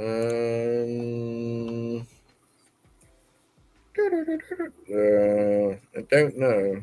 Just as the director, creator. Who's the director? Daniel De Longino. Who's the director of Oppenheimer? Nolan, isn't it? I don't know. Pretty sure. And you find out who the creators are of these shit, like the film and the show. I find it kind of weird that we've got like two big like thingies that have come out this year, and they're both to do with nuclear fallout or nuclear weapons and stuff like that. No, I know, but like nuclear destruction. Imagine if the creators are both like the movie and the show, like brothers or something. No, because this is written by Kieran Fitzgerald, Geneva Robertson Dworak, Graham Wagner, and Chaz Hawkins. That's created by Graham Wagner and Geneva Robertson Dworak. So, and Nolan, I think, is the director for. Yeah, but who created it though? Like, away from being the director, who created it? If you know what I mean. Like, Oppenheimer. Yeah. I don't know. Isn't it based on a book or some shit? Or is he created it or nothing? I don't know.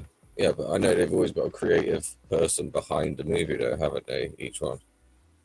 Okay. I'm assuming it's all Nolan's vision. What the hell's going on now?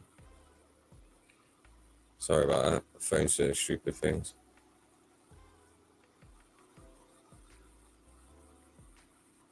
Director, writer, Christopher Nolan. Yeah, so it's all his vision. All his, yeah. Mm-hmm. Cool. Are you worried that it's predicting something? Nah. Not at my time, anyway. I'm just wondering what lines you were drawing. I just think it's crazy that two of the biggest, the biggest movie and the biggest TV show this year we've seen is all to do with like nuclear weapons and stuff. You think Fallout's the biggest so far? Well, you got to think about it. We've got Oppenheimer, which was the creation of it, and then we've got Fallout, which is the aftermath of it. No, I know, but like I said, like nuclear devastation and everything has been a popular theme in movies for 70 years now, or 50 years, 60 years. I know, but I'm just saying it's weird to have two of the same things come out in the same year and both of them be as popular as what they are. Fair play. So yeah, I'm still. It is a little bit scary, but very cool. I'm still a little bit annoyed about all of the misleading information that keeps coming about Fallible, and I want that to stop. I want to just enjoy it. Has Been Hotel, Fallible, I just want to enjoy them. Like I said, I need to go watch Fallible still. I am loving these, right? So I just want to say for my show, thank you, right? Because I was sleeping on the Monsterverse franchise for the longest time, and then Darren was like, "Hey, I want to review the new movie for the stream." I'm like, "Absolutely, I'll start watching them now." I knew a little bit about Kong Skull Island, mainly who was in it and things like that. So then I watch it, absolutely blown away. Wait, watch Godzilla first. I loved Godzilla in that. Thought it was a little bit of a D-bag, right? Because those bugs were just trying to start a family. That's all they were doing, right? And then Godzilla comes along, like big dick sheriff, just swinging it all over the place, and then just like nuclear blast those poor bugs in the face, right? Then we get Kong Skull Island, amazing movie, completely blows me away. Love the fact that John Goodman was in it. Him being Bill Rander and all that, it's the Monarch show. So silly. And then we get Godzilla King of Monsters, right? That was a really good movie. Loved Mothra, loved all like their whole dynamic, that they have like a weird symbiosis. I love that there's all sorts of titans that do different things for the world. And it just shows that they're there and we're the problem. Do you know what I mean? So everybody's sitting there shooting them with all sorts of stuff. We're the issue, guy. Sit down and shut up. So, yeah, really, really cool. I was It's when you had Godzilla versus Kong, it was a little bit like Captain America versus Iron Man. You sat there like, I don't know who I want to win. Yeah. I kind of wanted Godzilla to win, and he did win, right? Because Godzilla is the king. Godzilla is a goddamn badass. King Kong's great too. Let's not get that twisted. King Kong's really cool, but he's not the king. He's not Godzilla. He's not Godzilla. And he learns that. He learns he is not the one in charge. Shame he nearly dies doing it, but I cannot wait to see the new movie. I really need to see it as soon as possible. I've seen like a bit in the trailer where King Kong's just like, no, not me. Like, I'm not the bad guy. I know you're the boss. You know. So I cannot wait to see it. It's gonna be so much fun. Okay, so I feel like we're gonna have to get into it.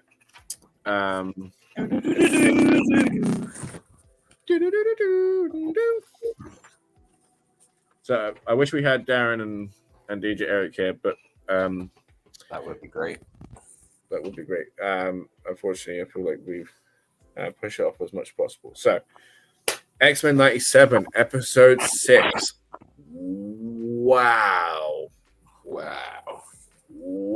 Where do you even begin, right? Like, oh my God. As fans of the original show, as everybody else, it's just like, where do you even begin?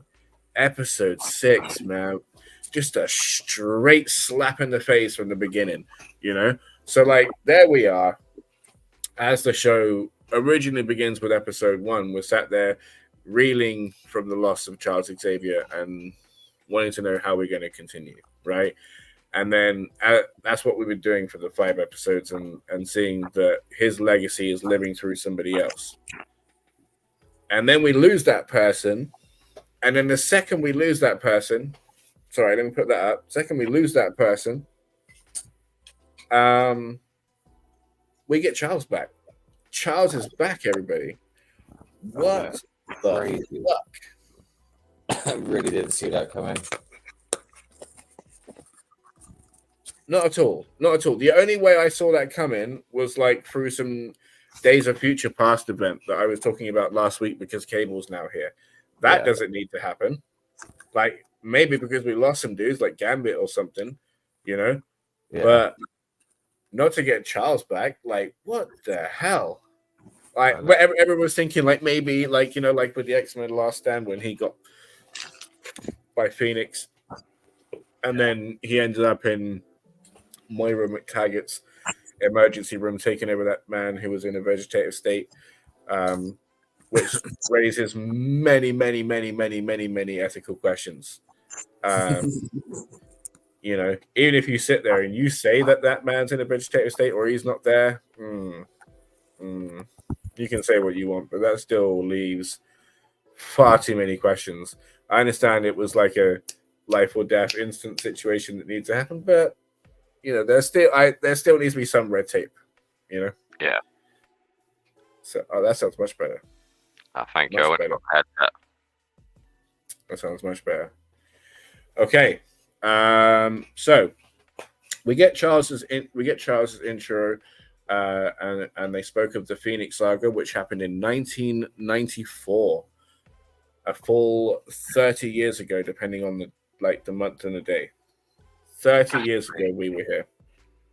Yeah. Can you imagine? That is insane. So in the original, in the Phoenix Saga, it starts off with Lilandra slipping into Charles's psychic, like, consciousness, without him even being aware of anything, of like who she is, why she's there, how she's even doing anything that she's doing, what she's trying to convey of anything. Just that danger is coming is all he knows. Can feel, you know. So I had a thing, because I went back and I watched the original Phoenix Saga again on the show because I couldn't remember Lilandra's brother's part in it. I mean, I just mainly remember the Phoenix side of it, and that she was the issue. I forgot that she was needed to overcome an original issue, and it was a whole thing. But do you think the two powerful sidekicks are more easily able to fall in love than anybody else, or no? I don't know. That's a tricky one, isn't it? Yeah, because would you want to depending on fall like, in love with another psychic, or would you want to fall in love with a psychic in the first place? yeah, because then you could share all of yourself, you know, Yeah, like but in what ways about that the parts you nobody else don't want to share? Mm. What about Are- the thoughts are that you there want to any? keep yourself? What about the thoughts that you want to keep to yourself? can. Maybe.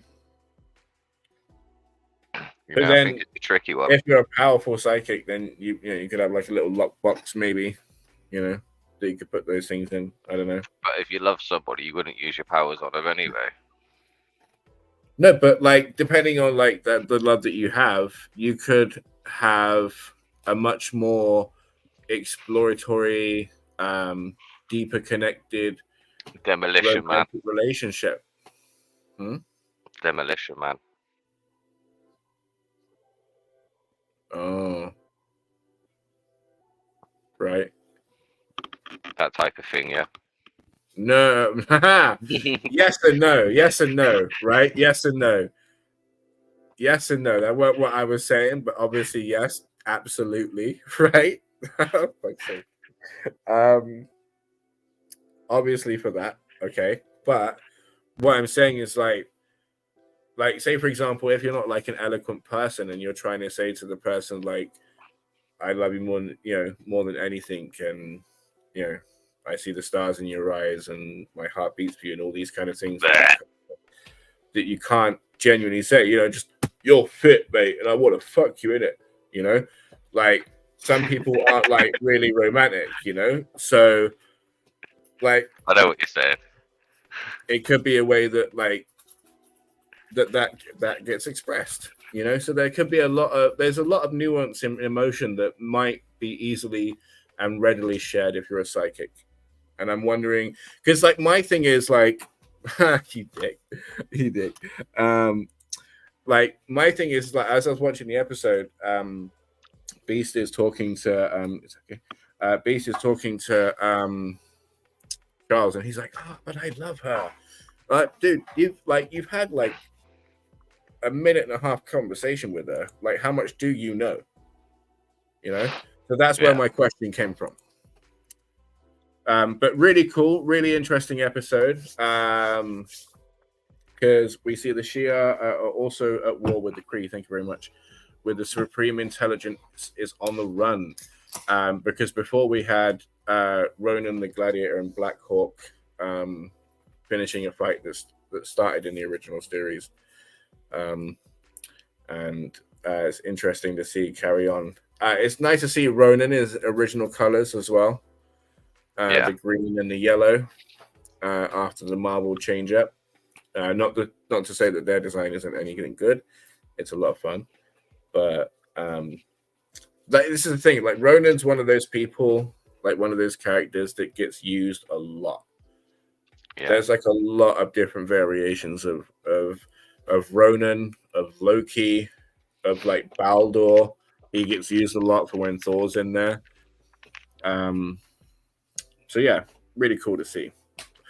Something else I noticed as well, like watching the original again, is their lack of fear when using like a whole team of people. They really put bodies in there, and it's a lot of fun to see because they use the roster that they're given, and they're not shy about it. Even if sometimes those characters end up with like the exact same like character design, so like there was a point when they were running along in their astronaut suits and they were all the exact same shape. And the people in the suits were not by any stretch of the imagination. If you did it like a who's that X-Man, instead of Pokemon, and then like it's easy to guess the shape of like, oh, that's Beast, or Yeah. That's Cyclops or something, like. I have noticed though, like with the new season, like some of the X-Men have had a power boost already. Mm-hmm. We've had Jubilee. She can now do that other stuff since she's met a future version of herself. That's a good point. Everybody's leveling up. Yeah, as they Storm's return. just leveled up. So I wonder what's coming for them to be needing these new power upgrades. Well, we know what's coming. We saw it at the end of the episode, dude. We know yeah. we're gonna get there. We are gonna get there. Oh my god. Because that's another thing, right? So I didn't. Okay. So like, I don't know if it was. I don't want to say it was like by chance, but basically, when I was looking into Sinister before when I talked about like the 4 iterations of him, and we get the one with the diamond and shit, and then there's an episode before the finale which I just whacked on, and it's like his origin episode, like, and I had no idea that he was going to be in this week's episode. I was like, but we'll get there. Okay. Oh my god. Right. So really good seeing the Phoenix Saga today. But today in X-Men 97, or this week, sorry, in X-Men 97, Charles tries subtly manipulating Lilandra in an attempt to go back home to the X-Men. How do we feel about that? Was that because obviously, one, she is a galactic empress, excuse me. I loved it. I loved that moment because the fact that she didn't even have to use her powers to call them out on him trying to manipulate her. Great. That's what I mean. That's what I mean. I absolutely loved it. Yeah, right. Because she's like a galactic empress, a powerful, strong-willed woman that knows her business. And like you said, she didn't even need her powers, and she said, like, "Come on, don't be putting that." You have to try harder than that to manipulate me, Charles. Oh my god! And how good was it? Hearing that voice. It was different. It was great. Different actor. Yeah, I know. But still nailed it. It was hard to tell. Still nailed like it really, really well. Yeah. I just thought it was like the new season of Rick and Morty. So I forgot about that actually. That's a really good point. Yeah. So we see Blackbird and her team, the Gladiator, and others fighting Atlas and Ronan and other Kree. It's interesting because they both have a similar kind of society, in that they believe that they are the most dominant, the righteous to be in charge. When they're not, they're just horrible fascists, right? the same with any strong alien race, though, isn't it? Even in Invincible, it doesn't matter what. It doesn't matter what comic book genre you're in. If an alien race sees themselves as strong and superior to others, they just go and try to conquer everything. No, I know, but then you get something like DC where you get like the Owens that are like super strong in what they do and decide to police the galaxy and look out for justice. So they don't have to choose that way, like Clark Kent doesn't choose that way, like when he gets up and out there. So I don't know. I see what you're saying with the Viltrumites fully. I just feel that just because you are powerful, it doesn't mean you have to be a dick. Oh yeah, 100%. Look at Alan. Exactly. Super nice guy. I can't wait for him to get his next upgrade to be able to talk to multiple people at once. Okay. I didn't know that was a thing.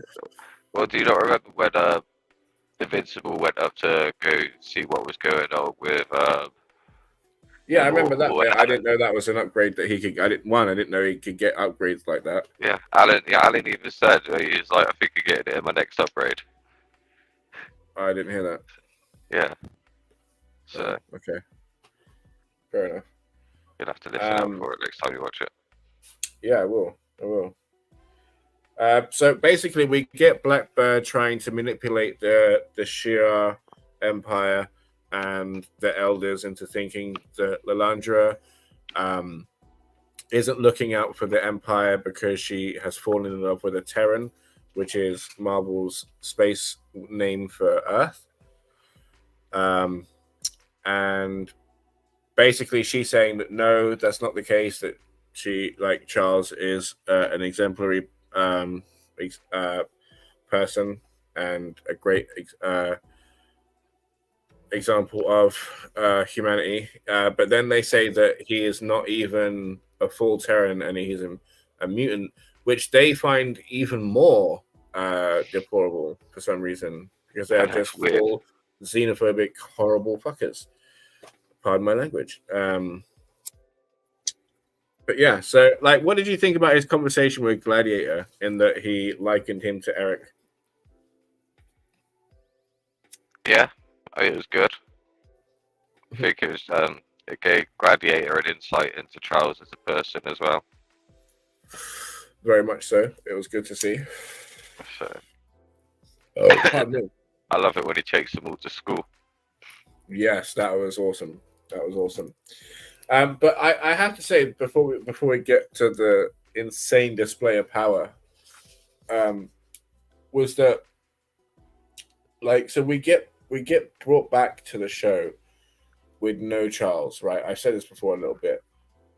So like, we're dealing with the aftermath of no Charles, and we have Eric in charge, and we see his vision and how he wants to honor Eric.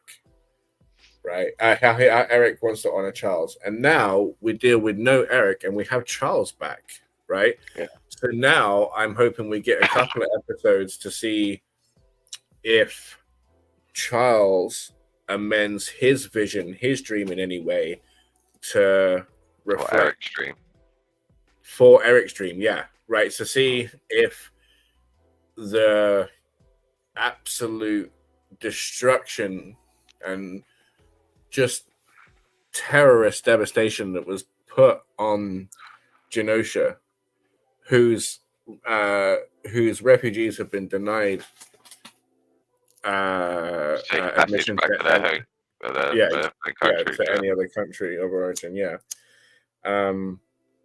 which is disgusting and very telling and very on the nose for the global statement as it is. That's what the X-Men is, though, isn't it? It's a great way of holding a mirror up to society. Exactly. So, I need for the next few episodes to see how Charles deals with the world without Eric, right? Because it's kind of like the Batman and the Joker in their relationship and how they will always come to rely on the other one being there and being a foe and an adversary. Right, like the Joker can always go as bad as he wants because he knows Batman's always going to be there fighting him. Right, there's a safety in it. Sad though, really. Yeah. Yes, very sad, but there is also a safety and a comfort in a nemesis that you know is going to be there, as well as like an anger and fear and dread. There's going to be like a rainbow of emotions, obviously. But then what I want to see happen, right? Because we haven't got many episodes left. We've got like 10 episodes this season, I believe. Right? We're already on episode 6. So I need 2 episodes of them without Eric, right? And then I need Eric to come back at the end of the next episode. And then I need just one more episode without Eric because they've just done one. No, but only Charles has only just found out. So I need 2 of him without Eric there, and or him coming back at the end of the second one, right? So I'd like to point out, though, Eric done more for Charles's movement in the short time he was in charge of the X-Men than what Charles had done. Disagree. Why? How had he? You know, like Geneva had just been welcomed. He made a into speech. the UN and shit like that, and you know, Yeah, which may have already been in the works. You know, like he gave a speech to get himself out of jail. It was an eloquent and like and then saved a great load of speech people, or saved and the saved people them. he But needed. yeah, but like that's all he done. Yeah, I mean, like Charles has done I know way that's all it. more. And Charles had done like yeah, I know, but in the public eye is what I mean. Yeah, no, same. Like a lot. I don't know. I don't know about that. I would disagree with that myself. But So that's a fair point. It's up to you. It's, yeah. it's just a shame of what happened, you know. Yeah. Yeah. So, but do we know was that threat come from the future, or was it from modern time, or what? Modern time. You reckon? Absolutely. Yeah, because of the last episode. Because of the end of the last episode. Makes you So, wonder yeah, how so- someone could build something so big and not get it discovered. Yeah. Yeah, but again, given like who he's been dealing with, right? So the episode that I watched, like Nathaniel Essex was just working in an asylum, and then basically got chased away like Victor Frankenstein. So I think he's very, very good at like working in the shadows if he's been doing it for over 100 years. So I think he's going to have that down pat. Yeah. Yeah. I didn't know like the level of that, honestly. And then I saw it earlier. I was like, Yeah, ooh. it was Sinister that sent those sentiments to you. Yeah, it was in the end of the episode, I have to go back and watch it again. which we will be getting to. Yeah, but yeah, no. Basically, again, spoiler alert. We'll get there, but Bolivar Trask at the end is talking to somebody, and then he's like, "I did what you asked. Why am I here? Leave me alone." Blah, blah, blah, blah, blah, blah. And then Mr. Sinister is there, and he's like, "Ha ha ha! Don't you worry. I still have use for you yet." Basically. And then does the whole thing. But it's crazy because Charles Xavier, like basically it was implied that Nathaniel Essex is Jack the Ripper. Yeah. And two, that Charles Xavier's ancestor was the one that was trying to chase him down and capture him. Yeah. So his family has been dealing with Nathaniel Essex for like Centuries. at least centuries. So and like he's a great villain. He really, really good villain. I've always liked him. I haven't used him enough. I've always been really interested by his character design. Absolutely love it. Love it when he works with Apocalypse and stuff. But then like it's just so cool. Because so basically the reason that Mr. Sinister was being targeted by the public in the first place in the show was that against proper decorum, like he prescribed treatments to his own family, right, which is still frowned upon. So you're not supposed to treat yourself or your family. You hand that to somebody else. He handed that to Charles Xavier's ancestor. They couldn't fix his wife. He could. He fixed himself and he fixed his wife. And then she had a problem with it. She never spoke again, apparently. But then he ended up making like a copy of her anyway. And then he fixed himself, made copies of himself. We don't see those in the show yet.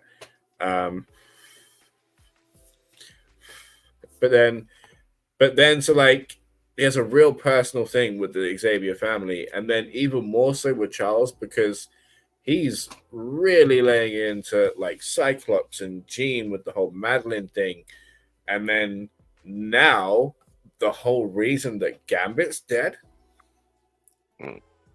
you know, like stopping him, like he was fully okay. So we're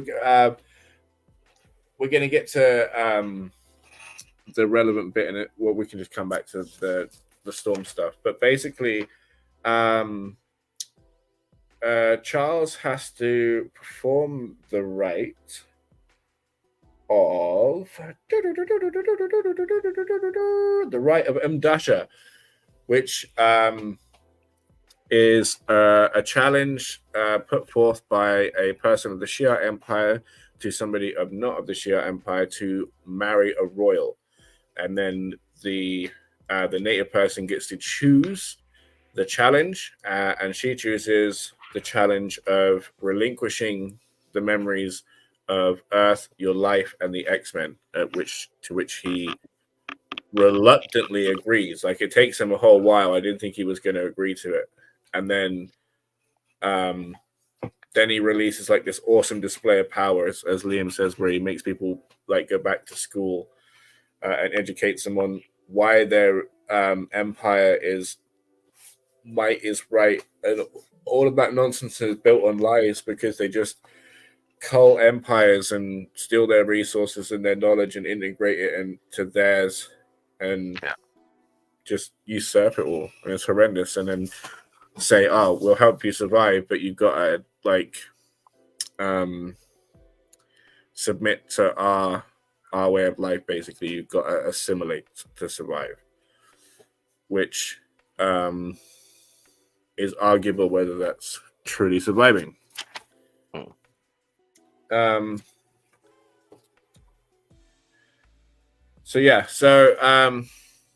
he was about to commit to the right of Mdasha, and then feels that all of those lives lost, or Gambit gone. Didn't feel Eric, which makes me think that he's coming back. So like he's got real personal with it, and I'm wondering how tempered Charles Xavier's reaction is going to be, or if a part of him will lean into Eric's viewpoints and belief systems. The adversary was taunting Storm and Forge and teases her claustrophobia and the fact that she always lied to herself in how powerful she is, in that she ever dreamed of being a human. I wonder like how sincere that may have been.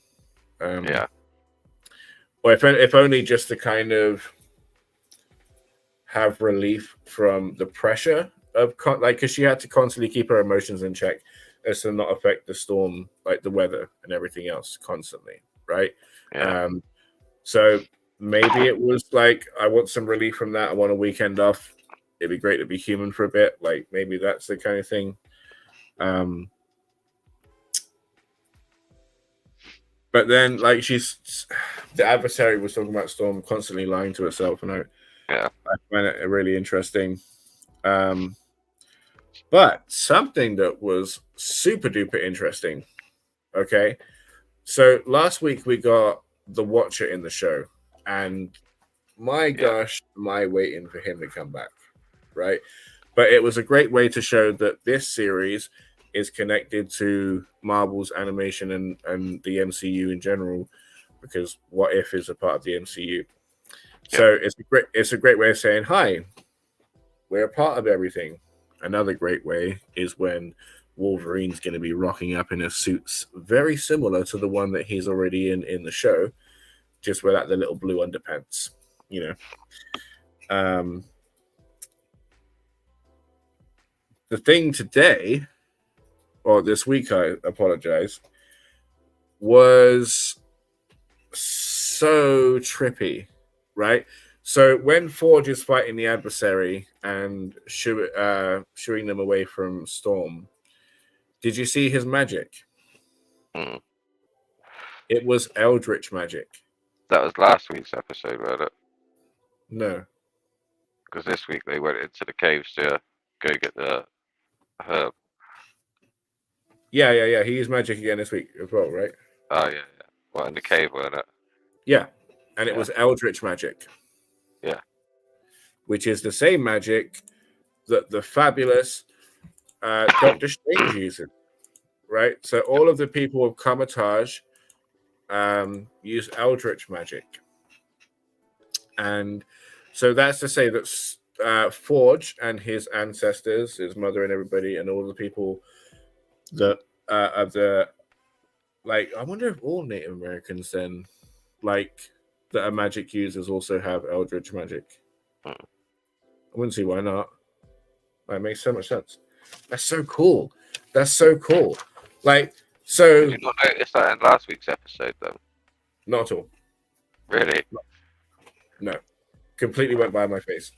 I only noticed it this week. I was like, oh my god, that's literally Doctor Strange's magic right there on the goddamn screen. That's insane. You know? So it's really interesting to think that, like, any of Forge's ancestors could have been rocking up in London, New York, or Kamatage or anywhere, you Yeah. know. So do you think that it's the entire society that had Gladiator's viewpoints, or it's just him himself? Just, I don't know. Maybe just him himself. Really? Because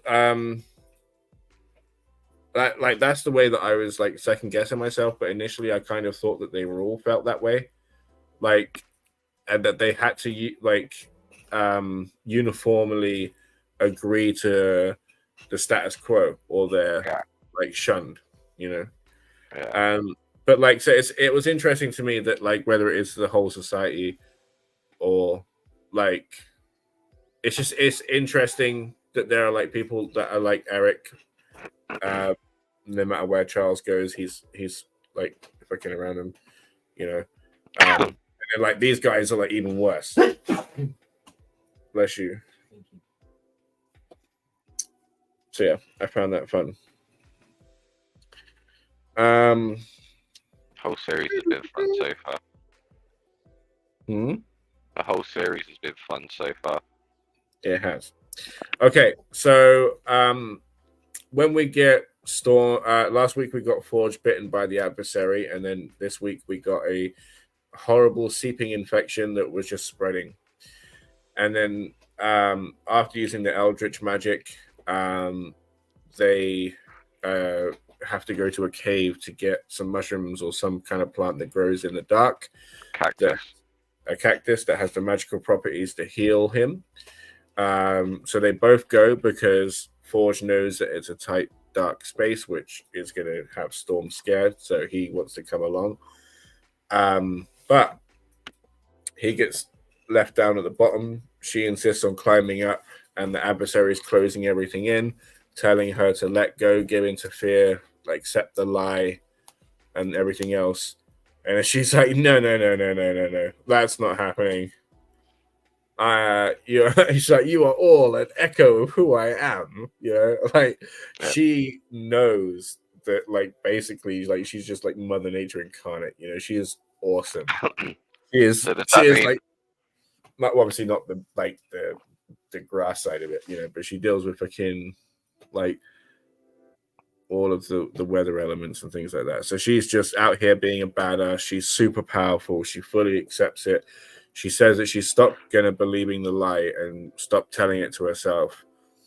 At which point the whole mountain just breaks open at the top. She gets flying out. Her outfit changes. Her hair grows back. It's a whole transformative process.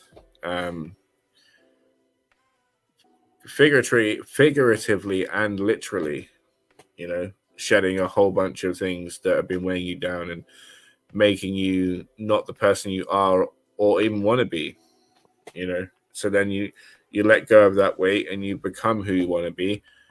And that's what happened, as we saw in the show.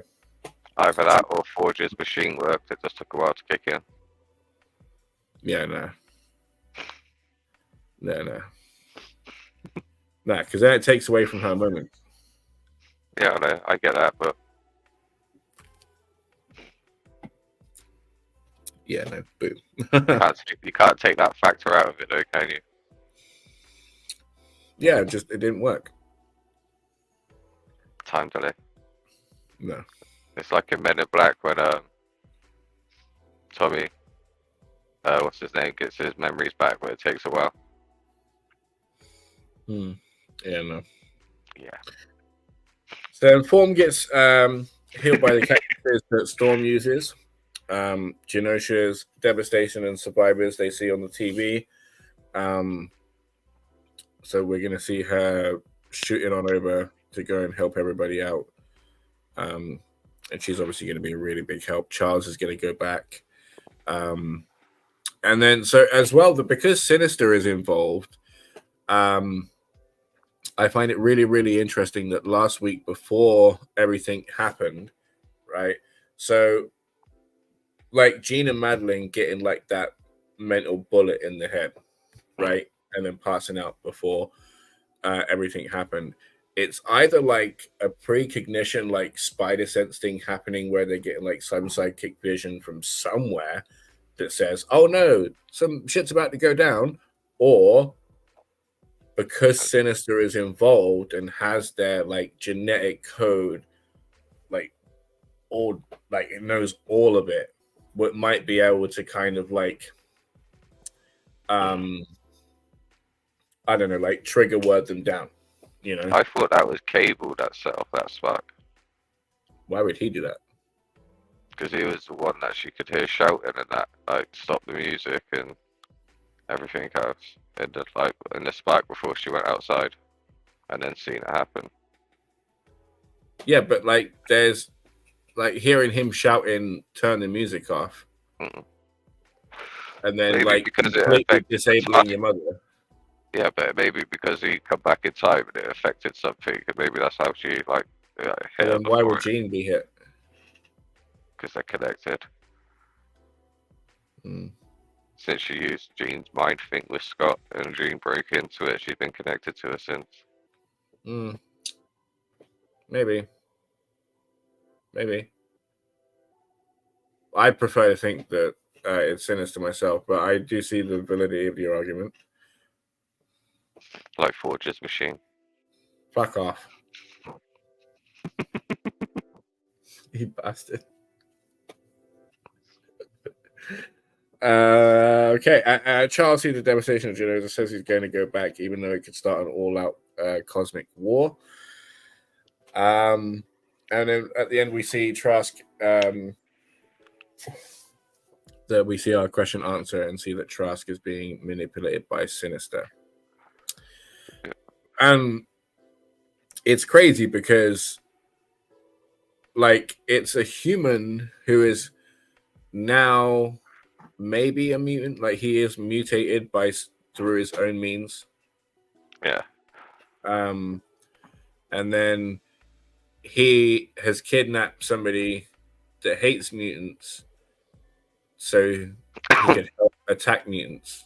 So, like, It's weird. obviously it's like against his will, like against Bolivar Trask's will, but in this instance, like the enemy of my enemy is my friend, even though he's his enemy also. But will because he made himself a mutant, will the Sentinel see him as a threat or not? Absolutely, he's got mutated DNA. Yeah. For sure. Like, the guy's been alive for over 100 years. There's no way, like, he's passing under the Sentinel The sensor. radar, Yeah, for no way. Dude, with like 2 hours and 14 minutes in, I'm sure you'd be fine on camera now. Yeah, maybe. So I just got to say, absolutely amazing show.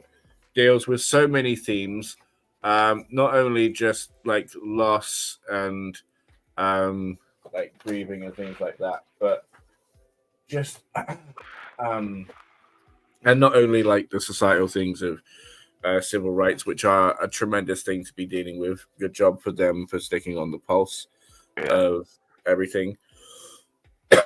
And yeah, you're probably right. So, but is there anything else that you wanted to add? Because as I was just saying, the quality of the show is outstanding. They just keep going higher and higher and higher every week. There's 6 episodes in, and then I'm still every week I tune in. I'm just like, how has that just happened? That's insane. Like, what does that? What? And can I just give credit to the animation of the show, though? Like how they've made it like exactly like the 90s show that we knew and loved, yeah, but it's a Mhm. lot smoother. It is, yeah. Yeah. So much smoother. It's done really well. Yeah, and you're Absolutely really able nailed it. to feel the nuance of the emotions that are being put Yeah. across. You know, not that you couldn't before, but I feel like it's much more evident now as well. Yeah. Yeah. So, unfortunately, Flash Freak won't be here for this foreseeable future because he is an enterprising young man who has gotten a job and putting us all to shame because he's out there in the real world. Not being I'm not funny sure. or anything. If you were at work in this country, you wouldn't be at work at this time of night. You would have finished for the week, and this would have Yeah. been the start of your weekend. Yeah. But yeah, no. So good for him for getting a job. Let's all congratulate him and tell him to keep it up. Good luck. Um, Hope yeah, you smash it, dude. So we won't be seeing him for a long time. Can't wait to see you Comic-Con Long outfit. time. We're not going to see him for the longest time. So I expect to see photos of his Comic-Con outfit, though, or whatever it is. yeah, for sure. If you talked about it yet or not. Huh? If you managed to talk about it yet or not. Oh no, I just realized what you meant. Oh my god, no, I'm not getting into that. I'm not getting into that. If you watch it, dude, do it. No. Anyway, no. I was hoping to have Darren and Three Doves here, but they are busy this evening, I imagine. And it was lovely having Eric here. Always great to have him. I'm sorry you had technical issues again. I will say, though, that it's reaffirming to see that even the larger creators also have technical issues, and it's not just me. So, awesome, right? So, unless there's anything else you wanted to add, it was lovely having you here and everyone else here. It was great. Looking forward to next week's episode. Very, very much so. Thank you to my one and only for being here. Thank you to Ivy Flame and Troy Barton too. I hope you stuck around for the X-Men chat. And the Maestro, thank you. Good having you here. And we'll see you all next week. Don't forget to do all the usual business that you know what to do. Peace out, guys.